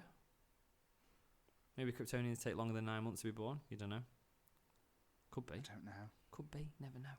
Anyway, we digress as we normally do. So we then basically it's like flipping between Lois and the Justice League. So they set him up in the water. And this is again where there's more to the argument, I suppose, that they're having. The ship warns Cyborg basically not to do it, and basically gives him a vision. So he sees Darkseid arrive. He sees Wonder Woman dead on a funeral pyre. It looks like Darkseid kills Aquaman as well. Stabs him with his own trident. You see Darkseid's Omega Beam out of his eyes as well, that just sort of like shoots around in loads of different angles and all that sort of stuff. That's from the comics. And then you see Superman holding Lois's dead body. And he basically just becomes Darkseid's puppet, and he's the one that destroys the world, basically. So he says no to Barry, don't do it. But Barry is that as go. So Barry just basically runs off, and he does it. And I thought this was quite cool. And the way I read it anyway is because he'd gone too late, because he didn't know whether he'd said go or no. He basically doesn't get there quite in time. And the mother box has already hit the water, and then as Barry starts to go faster, the mother box comes back out of the water. And I read that as Barry's basically kicked in so much speed that he started to, because he can manipulate time, and he says when he breaks the speed of light, funny things happen with time. So I read that as at that stage he's rewinding a little bit, which we obviously see further on in the film, but that's him rewinding like a split second to get the box, which will also fall into the theory of the Flash film being about him going back to his mum's death. Yeah, because he's learned how to do it. Yeah, at that stage. Yeah. So that's how I read it anyway. So basically that it works. Superman's back basically, and we get the same scene. Well, it's not the same. There's difference. There's lots of differences in it. I think it was reshot by Joss Whedon, but fundamentally it's the same scene that we saw in the original one. So it's basically Superman is back up, doesn't know what's going on. He hasn't obviously got all his memories back at this stage. Cyborg basically is him. His body basically goes into defense mode because he thinks he's a threat. And that's basically what kicks off the whole fight. They've got rid of, when Batman rolls up though, and they got rid of the "Do you bleed" line. In the Joss Whedon version, he grabs him with his wibbly wobbly lips. He doesn't grab him with his wibbly wobbly lips, but he grabs him and talks with his wibbly wobbly lips. They got rid of that whole thing at the start. Though, I just remember that whole thing at the very start of Joss Whedon's Justice League, where the kids are filming him on the camera. I feel like this happens much later on in this film than it did in the original as well. Yeah, I do. Yeah, but to be fair, but the but first then half of this a lot film more is just establishing background, isn't it? Yeah. So we get that, and something I'm glad that was still in this was the whole bit where he chases Flash, and Flash is like trying to run past him, and he picks up on him and almost doesn't quite match his speed, but almost matches his speed, because I thought that was great from the Joss Whedon version. One thing that I saw that I have seen it in the film, but I don't know if I've noticed it actually in the film, but some people have put screenshots online, is that one of the, like a little Easter egg, is when Flash basically gets knocked against all those, basically the big gravestones, aren't they, with people's names on it and people who died in the Metropolis attack. One of the name above Flash's head is Ben Parker. As in Spider-Man's Uncle Ben. Uncle, I thought that was quite, if that's right. I mean, I've seen, unless somebody's doctored it, but apparently that's in there. It's quite good. So, and then basically he's about to kill Flash, and the army starts shooting at him, and he goes for Batman, and Lois shows up and basically reminds him who he is, and then they fly off basically. I loved the bit of the fight between him and Wonder Woman when they headbutt each other. Yeah, I thought that was fab. That's out of the Joss version, isn't it? Yeah. But I'm just saying I did like that bit. Yeah, it's good. The whole thing was good. And do you know what? But there were bits of it in the Joss Whedon version that I thought made it a little bit. It didn't seem as good in the Joss Whedon version. Basically, it's like everything he added just didn't add anything beneficial to it, and all the bits that were taken away. Like, and we'll come back to it like pretty much now into right. So hang on. So we go. Let's just. I'm all over the place now. So we get Steppenwolf rolls up and he gets the mother box. Silas basically marks the box so that he can track it and ends up killing himself in the process. And Steppenwolf then takes the box away, and that's the end of part 5. So then we get on to part 6, which is something darker, and this basically opens with Clark and Lois landing at the farm. Yeah. And sort of without that Steppenwolf bit in the middle that we just said, the thing that Joss Whedon seemed to add were rubbish, but it basically was the main bit that stuck out was when Clark grabs Batman and says, "Tell me, do you bleed?" And obviously he doesn't say anything at all in this version, which is why when he lands and he starts talking to Lois, she says, "You spoke," and he says, "Did I not before?" Because obviously he hasn't said anything. So Joss Whedon, can you remember? As far as I remember, Joss Whedon changes it to Lois saying, "You smell nice," and Clark says, "Did I not before?" And it's like, have we really got rid of all that just so that we could add "Do you bleed"? Because it's just not. It's a lot of work for that line, isn't it? Yeah, because I mean, and "You smell nice" doesn't make sense. I mean, he's been dead for anywhere between 2 weeks and 6 months, depending on the how long the Kryptonian pregnancy cycle lasts. But yeah, it's just not. It's not good. So we then get the Justice League. They all regroup. They need to. They find the mother box. They know where it is. They track it, and that's when they come up with the plan. So basically, the plan is that Cyborg's going to plug into the Unity once they're all together. He's going to shut it down and separate it. And they're just hoping at this stage that Superman will show up and help. I think we go back to Lois, and we get him. I keep saying that nearly turned into a very different story, didn't it? It turns into a very different story. Lois Lane. Back to Lois, and she's found the ring. So I think they kind of just agree that they're kind of engaged at this stage, and that's when Martha shows up, and obviously she finds out that her son's alive. Isn't it sure it's going to come up in conversation between Lois and Martha that Martha didn't show up at her apartment and get her to get a life? Well, that's what I thought, but I don't know. Because I mean, when she says like, surely she's going to ask how did all this happen, sort of thing, and she's going to go, well, after you came to my apartment, and she's not going to know anything about it, and she's no, not very, again, a little bit nitpicky, but yeah. We then get so the Justice League, they all set off, they leave on the jet, and that's when Bruce says to Alfred that he's got faith that Superman will show up. And we go back. It's quite a bit of jumping back and forth. We get Steppenwolf, and he's prepping for Darkseid to show up, and he's talking about his redemption and all that sort of stuff. And that's when he puts the boxes together and they form the Unity, and like everybody feels it. There's like a boom, isn't there? And the Amazons feel it, the Atlanteans feel it. Things. So, I like that because it was a similar way to Superman's cries at the beginning. Yeah. That it's like it's something big, basically. Yeah. Okay. And then we get Justice League again going over the plan again, which I thought was a bit weird. But basically they decide that they need to destroy this dome that Steppenwolf's formed over his over the nuclear place. And they realise that they're going to need Barry at this point because Cyborg's not going to be able to get into the Unity without basically a boost from Barry. Yeah. So they need him to run as fast as he's ever ran before, and then basically charge Cyborg. Isn't it? To basically give him enough power to get into the Unity.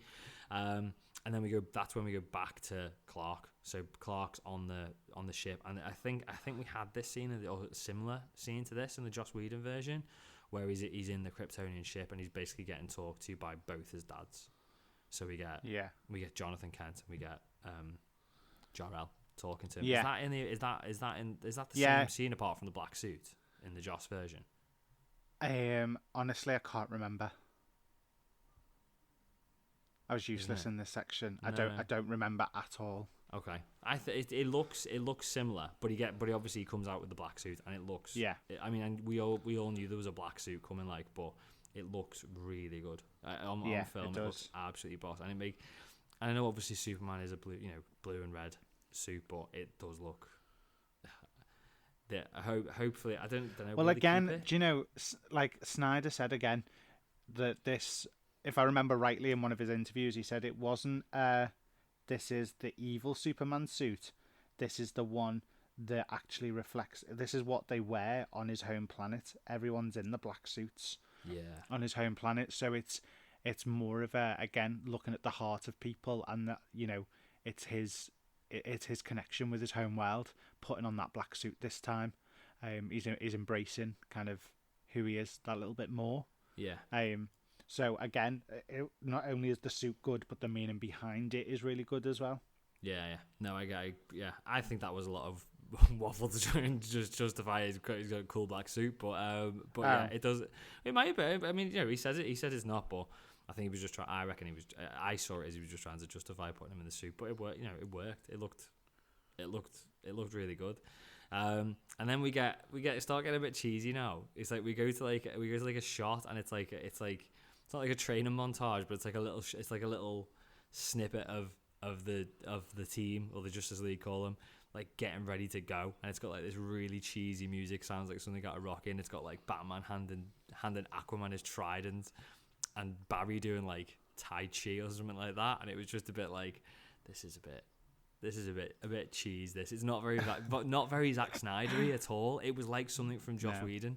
It was like something that he'd have left in.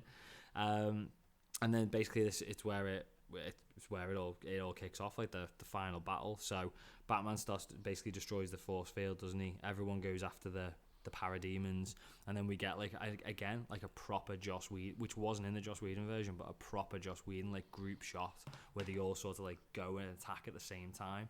Yeah, and, like, Batman's in the Batmobile, and the rest of them are all like jumping around the Batmobile. It looks like the opening shot from Age of Ultron that obviously Joss Whedon did.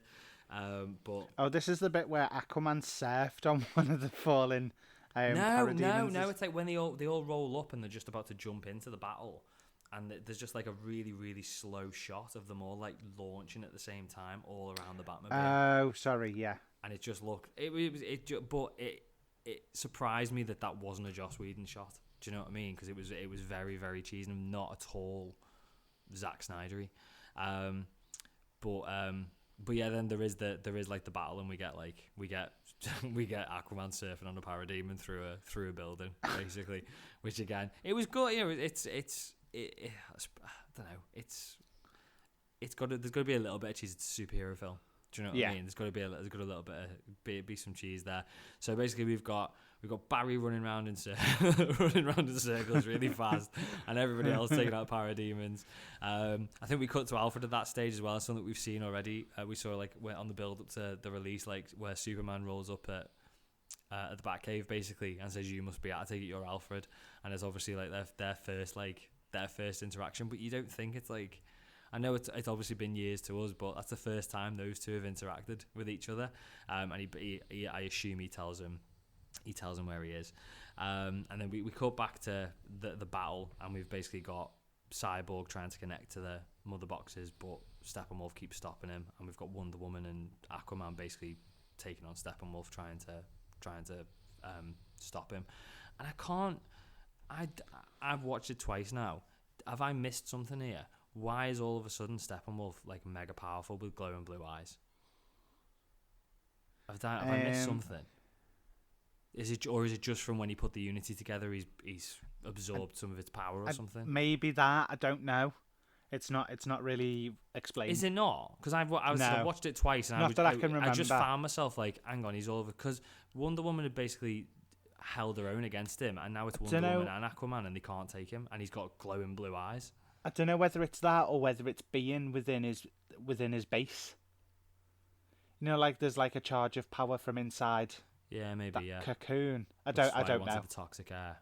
Yeah. But anyway, he manages to get away from them, and he gets to Cyborg, and he's about to basically put his axe through the back of Cyborg, and Superman rolls up, and we've not got loads of cheesy lines like in the Joss Whedon version. We just basically hits him, the axe hits his shoulder, doesn't he? And he just looks and he goes, not impressed. Yeah. And then he just tears into him. Whereas the Joss Whedon line, do you remember what the Joss Whedon line was? I believe in truth, but I'm also a big fan of justice. With his wibbly wobbly lip. Oh, freaking out. It was not good, was it? It was just, no. I mean, it was still a little bit cheesy, they're not impressed, but it was just like, it was a completely different film.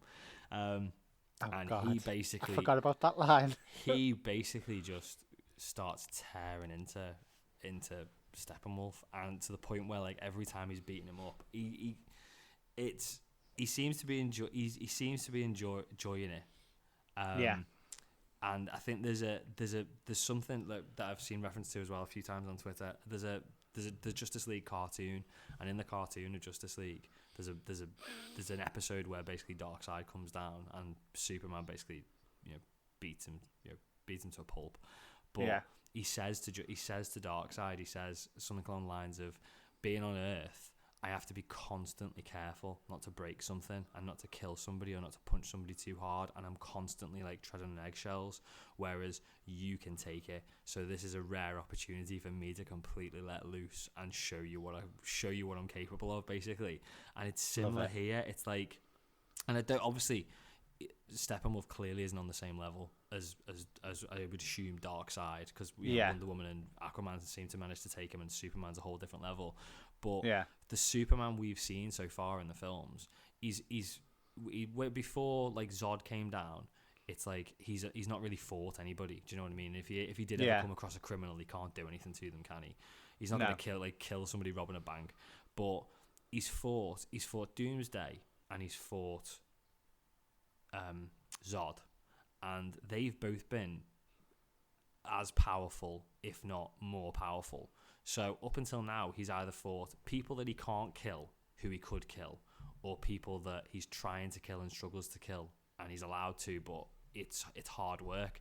This is like, I can take you to pieces in 2 seconds, and I'm allowed to, and I'm just going to have fun with you. And because he does, doesn't he? He could kill him he could kill him in a heartbeat, like snap his fingers and he'd be dead, but he doesn't. And he obviously doesn't. He's not trying to keep him alive. It's as if like he's like, I'm really going to enjoy this, which kind of, maybe that's why the dark suit's there, because it's a little bit of a darker tone. But it's like he lasers off his horn off the side of his head and stuff like that. And it's like, it's unnecessary, but kind of you get it. Do you get what I mean? But so I thought that, because I suppose it wouldn't have been very good filmmaking if he just looked at him and blitzed it, like laser eyes through him or something just like that. Burst or something. Exactly, yeah. So then we go back to Barry outside, and Barry basically gets shot while he's running around in circles doing his weird. I'm doing it now. No one can see because I'm on a podcast. But when he runs, he does this like really weird thing with his arms. With his arms, like he's swimming. Oh my God! I said that to my mum. I said, "What is he doing? What is he doing with his arms? He's not running. He's kind of like. I don't know why I'm doing it. It's like he's swinging his arms at the same time, like he's trying to fight his way through something. I know, yeah. Well, maybe it is. Maybe it's the air. However, what really annoyed me is if he's going that fast that he's creating this electrical charge and he's almost at the point of breaking the sound barrier. Yeah. How the hell does he get shot? Look, really, really good shot. Hawkeye. Hawkeye's crossed over. Green Arrow. Let's go Green Arrow. But yeah, no, I know what you mean though. I think it was just. I mean, they were firing off loads of shots, weren't they? So it's obviously just. Yeah, ones.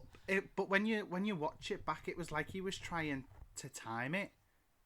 Yeah. I don't know whether you saw, like, because it was doing the as he's going past, but like that's gotta be. He's a tiny person, miles and miles away, running a million miles an hour. No. I just look. Bit much. Just look. Just pure luck, and it adds to the story. So that's why it happened.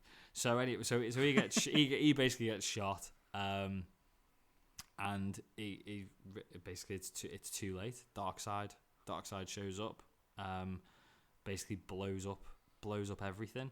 And at this point, I thought this is how it's going to end. I thought we're now going to go to the nightmare world, and we're going to end on a cliffhanger. That's genuinely how I thought the film was going to end. At that point.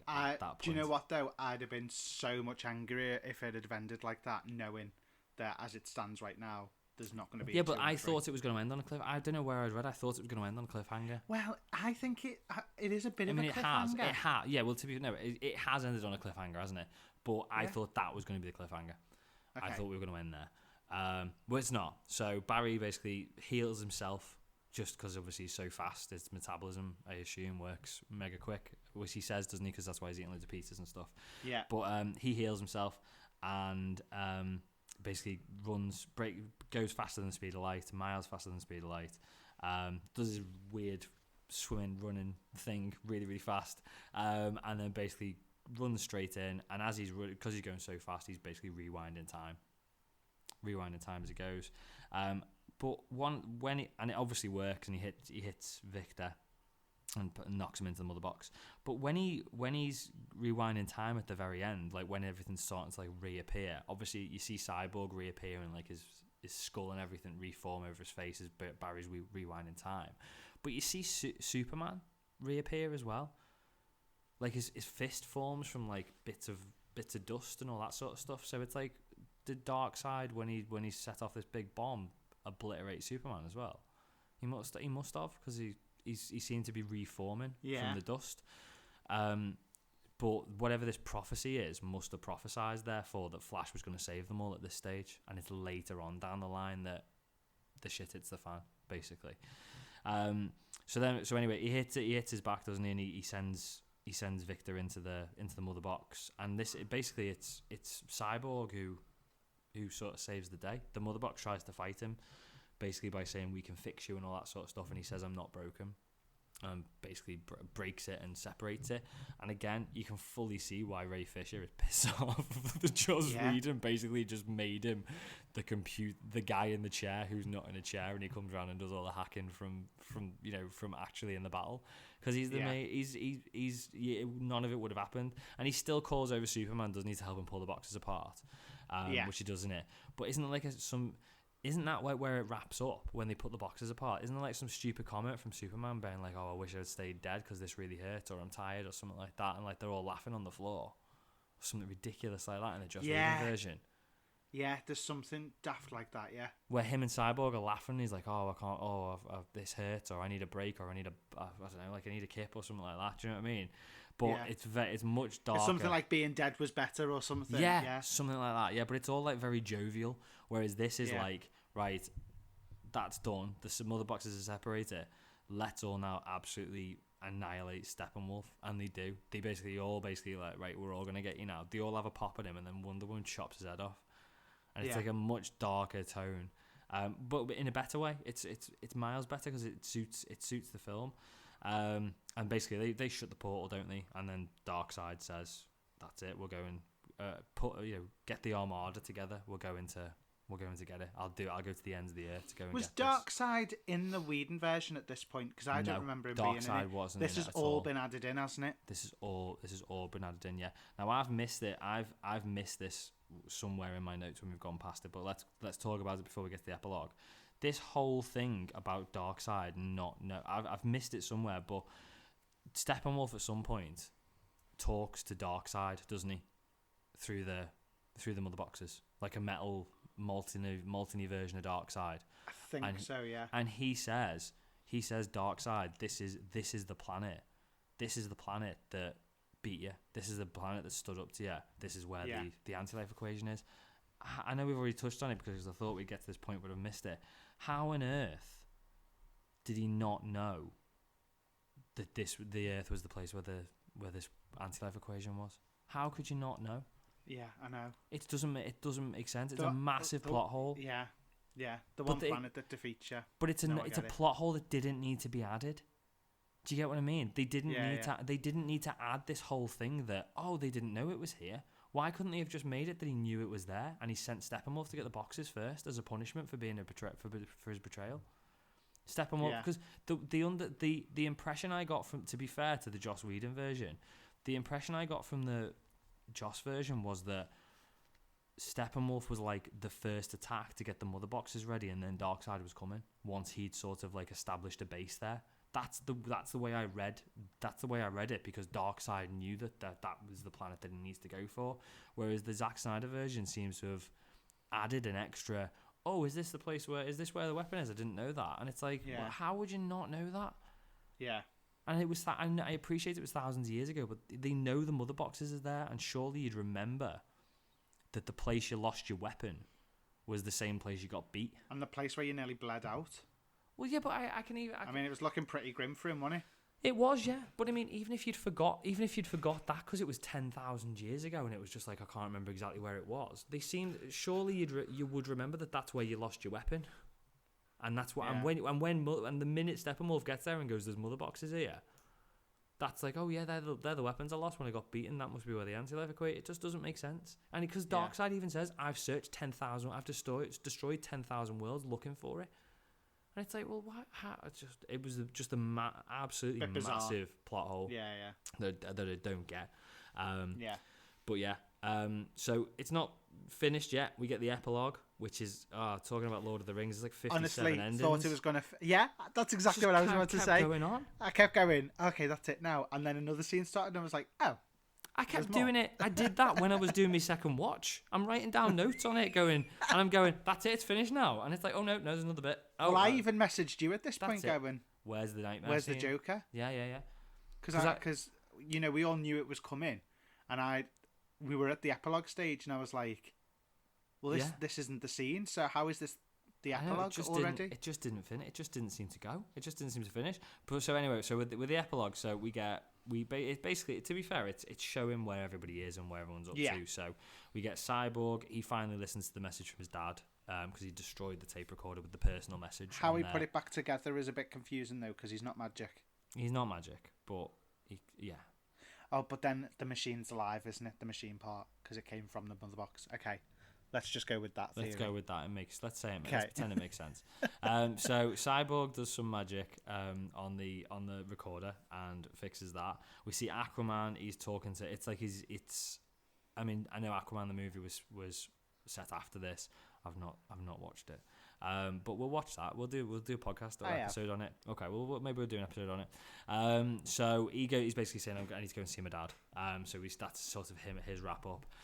We go back to we see Ryan Choi. So Ryan Choi has been Silas Stone's sort of, not like assistant, but he's been there all the way through with him. But all we know is that his name's Ryan until this stage. And he basically says, Ryan Choi, director of nanotechnology. In the comics, he is the Atom, which is basically the DC version of Ant-Man. So he can shrink and all that sort of stuff. So that's sort of setting up a future character. We get the Hall of Justice. So Bruce, Alfred, and Diana basically find this old building, and they're talking about having a big table sat up in the middle. Oh, that was with cheesy as well. Around it. That was very cheesy, but it was. And room for more. Room for more. It was good. It was good. Yeah. We see Barry gets his job in the crime lab. I thought this was really good, this bit, because his dad was made up that he got a job, like a proper job, and he was just, it felt real, like he was really, really happy. And then Barry was like, the way Ezra Miller put it across, like he was like embarrassed but happy, and it just felt really real, and it was really good. I like that. We then went to, bloody hell, there's so many endings. Yeah, we literally got we do, don't we? So we got Clark getting the farm back. So basically Bruce says he bought the bank. Bought the bank. That did make me laugh, that, to be fair. And then he says, congratulations, by the way. And I don't know whether is that congratulations for getting engaged or congratulations because Lois is pregnant. I read it as pregnant, but it was only when I'm thinking about it now that I thought engaged. We go back to Cyborg again. Now, I thought, that's it now. We're going to get the nightmare scene, because I remembered the nightmare scene on the second viewing, obviously, but it didn't. It carried on going. So we got Cyborg sort of accepting himself and he's not. It doesn't feel like he's a monster anymore. We get a bit of Batman being Batman, just sort of standing there posing. Oh, was that the bit with the tank? That's the bit with the tank, yeah, the bat tank. The massive tank. The massive bat tank, yeah, the really, really incognito bat tank that people aren't going to notice. Imagine that jumping on roofs, like the Zola version, yeah. So we get Batman being Batman. We get Diana with the arrow that got sent over. I assume that's the one that got sent over anyway. Well, this leaves her with not knowing whether anybody's alive on the island. Well, but somebody must be alive because they sent the arrow over. Wasn't they? Was that a second arrow? No. She said, well, Steppenwolf basically said that I went to the island. Because basically she calls him a liar at some point, doesn't she? Because he says, look, I wiped everybody out. Yeah. But I get that. Who said if he'd killed everybody on the island, if he'd killed everybody in Themyscira, who shot the arrow? But that arrow was specifically a sign of the planet's being infiltrated or something, isn't it? Yeah, I suppose. Yeah. It was a kind of a we have fallen kind of arrow, and so she doesn't know how bad it is. Is her mum alive? Is she dead? But she can't apparently go back to the. Does she go back in Wonder Woman 2? Oh no, because Wonder Woman 1984. No, it was set in 1984. Yeah, so it's still before. So this is what I mean. Like, so we don't know. That's left her story open now because we don't know where things lie with that. Okay, yeah. So that's interesting. Yeah, we don't know, do we? Okay, cool. So there's another film. And then we get Flash. I think we get Flash basically doing his funny run, but just enjoying himself, be like running around being Flash. And then we get Clark with basically. But how they're going to explain Clark being back at the same time Superman's been back, I don't know, because obviously Clark's supposed to be dead as well. Isn't he about to race? Isn't Flash about to race Superman? That was the Joss version. Was it? Okay. Yeah, that was the cheesy after credit scene in the Joss Whedon version. Watching the same film twice with different scenes, it's hard work. Trying to remember which one's which. See, that's why I haven't watched it. But he opens his shirt, classic Superman, and he's got the black suit. Yeah. Black suit underneath it, rather than the blue suit, which basically would say that if this continues, we're not going back to that blue suit. Which I know that's Superman, but I wouldn't really miss it. I think the black suit looks good. So then I thought we went to the nightmare scene. We don't. There's another scene. So we get Lex. Basically, Lex Luthor has escaped from Arkham. Oh yeah. And he left some weird looking fella in his cell. And we see. I think this was an after credit scene on the Joss Whedon version as well, wasn't it? And we see him on his yacht, and Deathstroke rolls up. Basically, doesn't seem very interesting fighting Batman. I think he says, "Look, I want you to go and get Batman." He's like, "I'm not." No, because he's gonna beat the shit out of me. And he basically says, Lex tells him he's Bruce Wayne, which I suppose in some way gives him a bit more.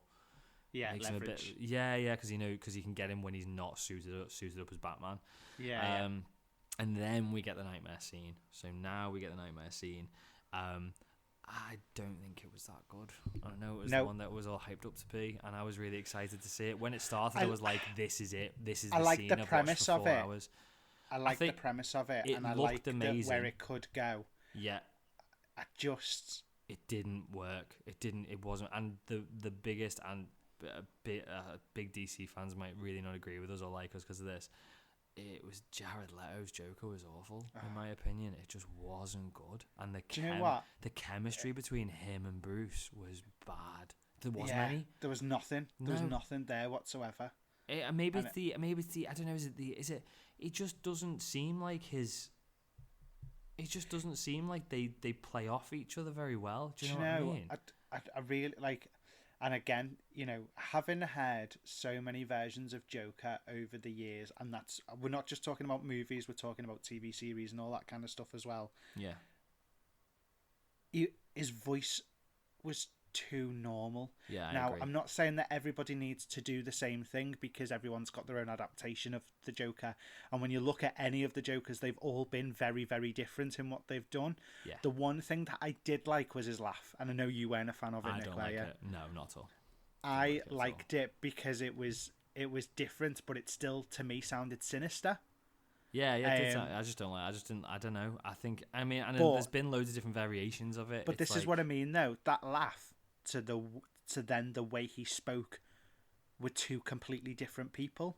Yeah. I don't know whether you picked up on that at all. Yeah. It was it was Jared Leto, and then about just having a chat. Laugh. Yeah. I agree. I just don't think it worked. It really pulled me out of it in the last 5 minutes, and I was gutted. Why? I don't get why he's alive. Why would you keep the Joker alive? I don't know. Even Slade says to Bruce, "Why? I don't get why you're keeping him alive." Well, I mean, he's not. He's just a dude. Do you know what I mean? And I suppose what's he gonna do against Superman? And would you really trust him to save you from a parademon? Do you know what I mean? No. I just don't understand why you'd keep him alive. And all he does is wind him up. So it says like, why would you send a boy wonder to do a man's job and stuff like that? And he's just pushing it. And I just don't think there was chemistry there at all. And then obviously, you know, Superman shows up at the end because he's found them and he's basically gonna heat vision them all to death. And then Bruce wakes up and there's another ending because I forgot about that one as well. Oh God, yeah. There's another one. So Bruce wakes up and Martian Manhunter rolls up at his window, and they have a conversation about they've both got a stake in the earth, and Martian Manhunter feels it's about time that he steps up and contributes and helps. And he basically says, you know, people call me the Martian Manhunter because he hunts for prophecies or something like that on Discovery Channel. But yeah, can we cut that out from the middle? No.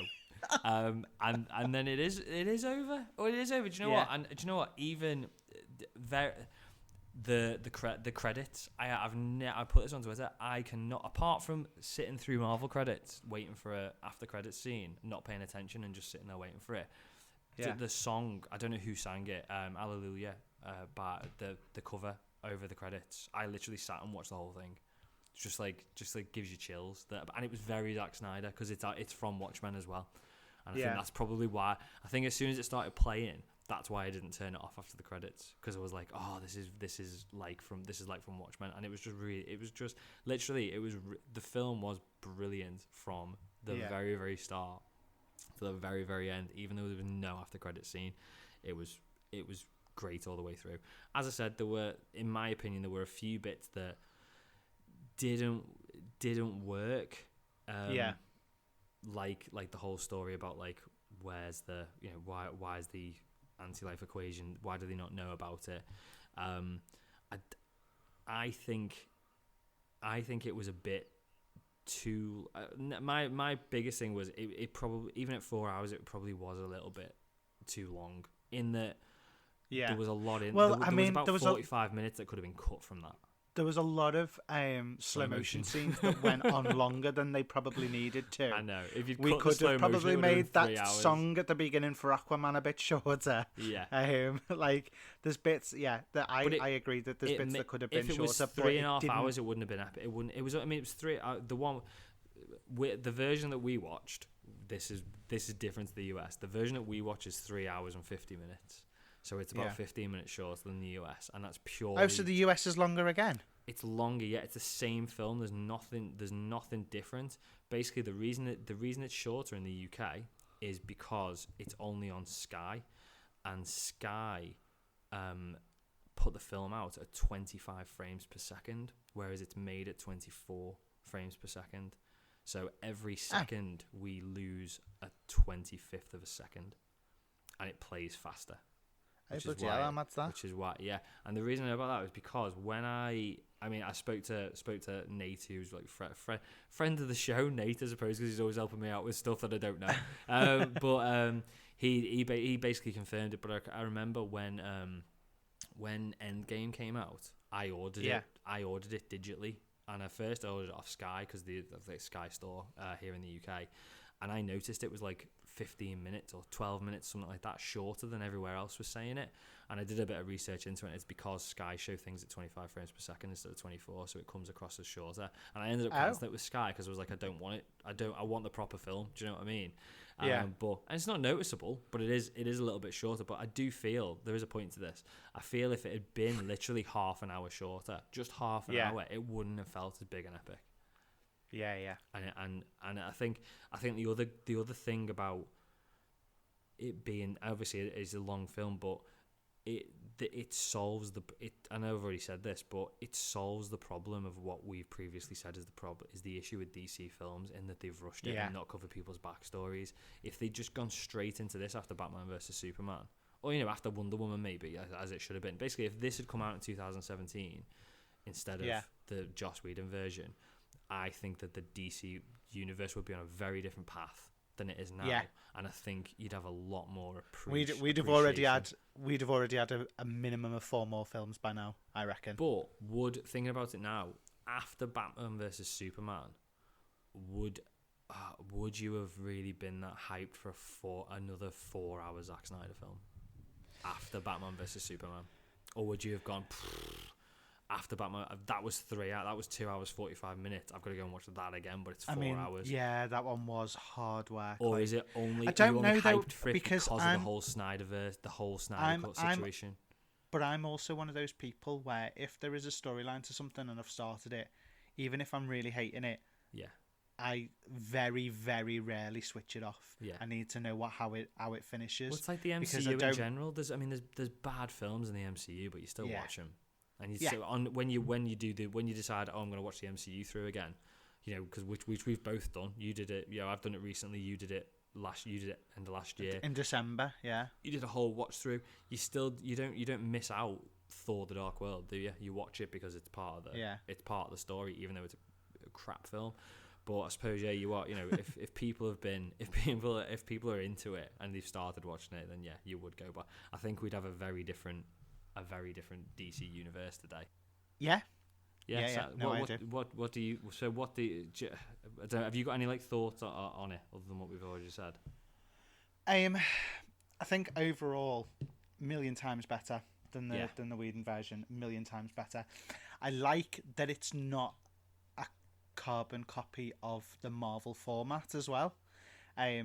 Because I feel like that's what Whedon was trying to do and miserably failing.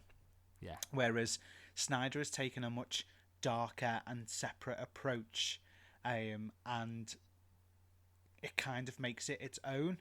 Now, I mean, you said it a minute ago, like the Batman v Superman thing. I really struggled with that the first time. I really did. I thought that there was just too much talking, and I think that's because at that point I still thought it was too soon to be trying to introduce the Justice League. I think we needed more standalones before that happened. But I can forgive that based now on what I've seen that he produced as this. And I've actually seen on news stories and stuff like that it is starting to trend that people are questioning now whether we are going to get the second and third parts of the trilogy. Yeah, no, I agree. I think if it does that well, then they'll have to. I think Warner Brothers would be daft not to give it a go. Yeah. Especially now because this is more. I mean, you kept saying it, Lord of the Rings, and it's a phrase that I've heard before about it.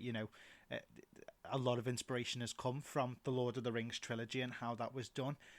That is an epic storytelling, which I think is kind of the route that Snyder's gone down in the process of it being a superhero action movie as well. Yeah. And I think to not be able to end this story when there is so much open to it would be a real shame because of the fact that this has had a much more positive response. Yeah, I agree. And I think Warner Brothers should, if they obviously continue to do it and give it a go, need to take that step back a little bit.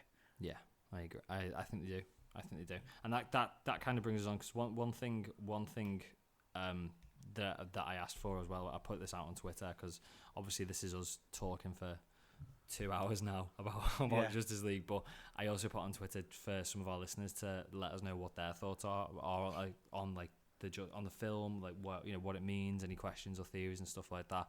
And one of our listeners, Andre, he basically said what you've just said.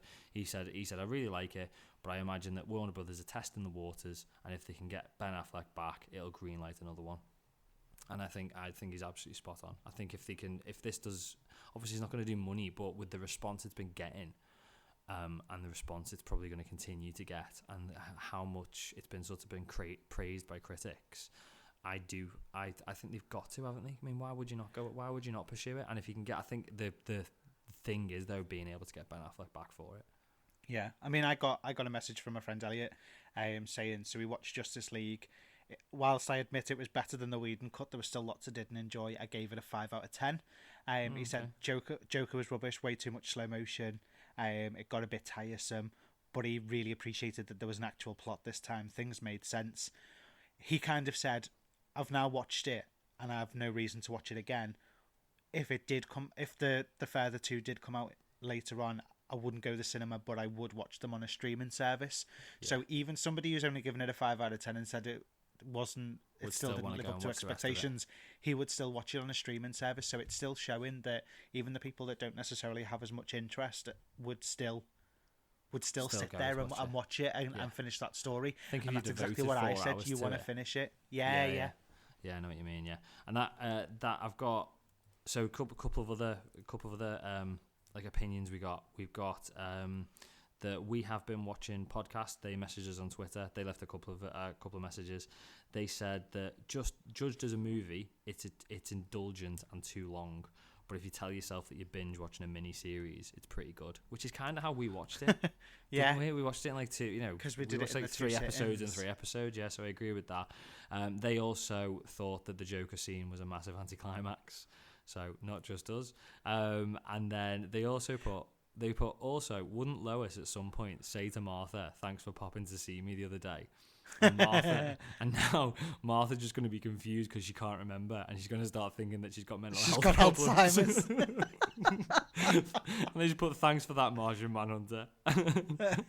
It's true. It's true. And then the last one we had was from another one of our listeners who speak to a few times on Twitter, Stephanie Tittle, and she's put that she thinks the movie is it's the movie that the actors deserved. Yeah, it's the movie they signed 100%. on. Yeah, it's the movie that they signed on to, not what it became. They were done dirty by the studio after Snyder's departure, and she sees this as a redemption song for them and for us, and to bring the Justice League of the fact to bring justice to the League of fans who deserve this movie. She's put, and I agree. That's why you've never seen anything like 100%. This before, have you? So where there's been that much of a kickoff by fans to get the movie they wanted. I think we've mentioned it in one of the other episodes, though, to be fair, that things are changing. Like with this, and I think I mentioned it last time because I'd mentioned the change in Sonic CGI and Sonic the Hedgehog, and all that kind of stuff. People are starting to listen because at the end of the day, and especially in this climate, especially in this climate now where we are with kind of the cinemas, the theatres all kind of struggling and things like that, you're going to want to please the audience as much as you possibly can, because they're paying the wages, and with the entertainment industry struggling the way it has done for quite some time now, that pressure is going to be added. So who knows? And you might as well, because no one, the DC movies as they aren't doing mega bucks at the cinemas anyway. So if this is going to be able to get you more money out of it, I hope that they don't just now go down the route of we've got like Robert Pattinson as Batman now, and we're just going to completely forget about doing a whole DCEU and just crack on from there. But they're not. They can't be, can they? Because they got the Flash. But I don't know what they're doing. But I think they need to step back now and try and get, because I think as far as I've my understanding of it is Henry Cavill's kind of done with Superman, and Ben Affleck's done with Batman, and it's only really now Ezra Miller who's still there as the Flash. They're never going to get Ray Fisher back as Cyborg. I really can't see it, but they need to go back, and they need to grovel now and say, look, we've done you wrong. Please come back, and they need to do whatever they can. But I'm slightly concerned that it's not gonna cut it for them. No. But yeah, all in all, I thought it was it had its faults, but really good movie. To sort of sum it up, really good film. Little bit long. But to be fair, even though I've already seen the story to a degree, still it was more satisfying this time round, much more, and I'm eager to see a follow up 2 and 3. Yeah. I mean, 100%. I think that's us, isn't it? We've done it. We've been 2 hours. The longest podcast we've done, but it was the longest film we've covered. But yeah. So if you managed to stick with us for 2 hours talking about a 4-hour movie, well done. Thank you. Let us again. Let us know what you think. So we're on Facebook at That Superhero Thing. You can find us on Twitter at Superhero Thing, and then you can also find us at on the Anchor website who hosts the podcast. So it's anchor.fm/That Superhero Thing. There's a really good function on there where you can go in and you can leave us a voice message. If you leave, we'll give you a shout out on the show. We'll put your voice message onto the show if you've got any questions for us or theories or just opinions of, what we're talking about. We'd love to hear from more people who are listening to the show. But yeah, I think that does pretty much. So our next episode will be back next Sunday, as we always are, back to just doing the weekly episodes for now, and we'll be covering obviously the weekly news as well as Falcon and the Winter Soldier episode 2. So can't wait for that. But yeah, I think that's us, guys. So thank you very much for listening, Anthony. Thank you, guys. Cheers. Nice one. Cheers, guys. See you later. Bye bye.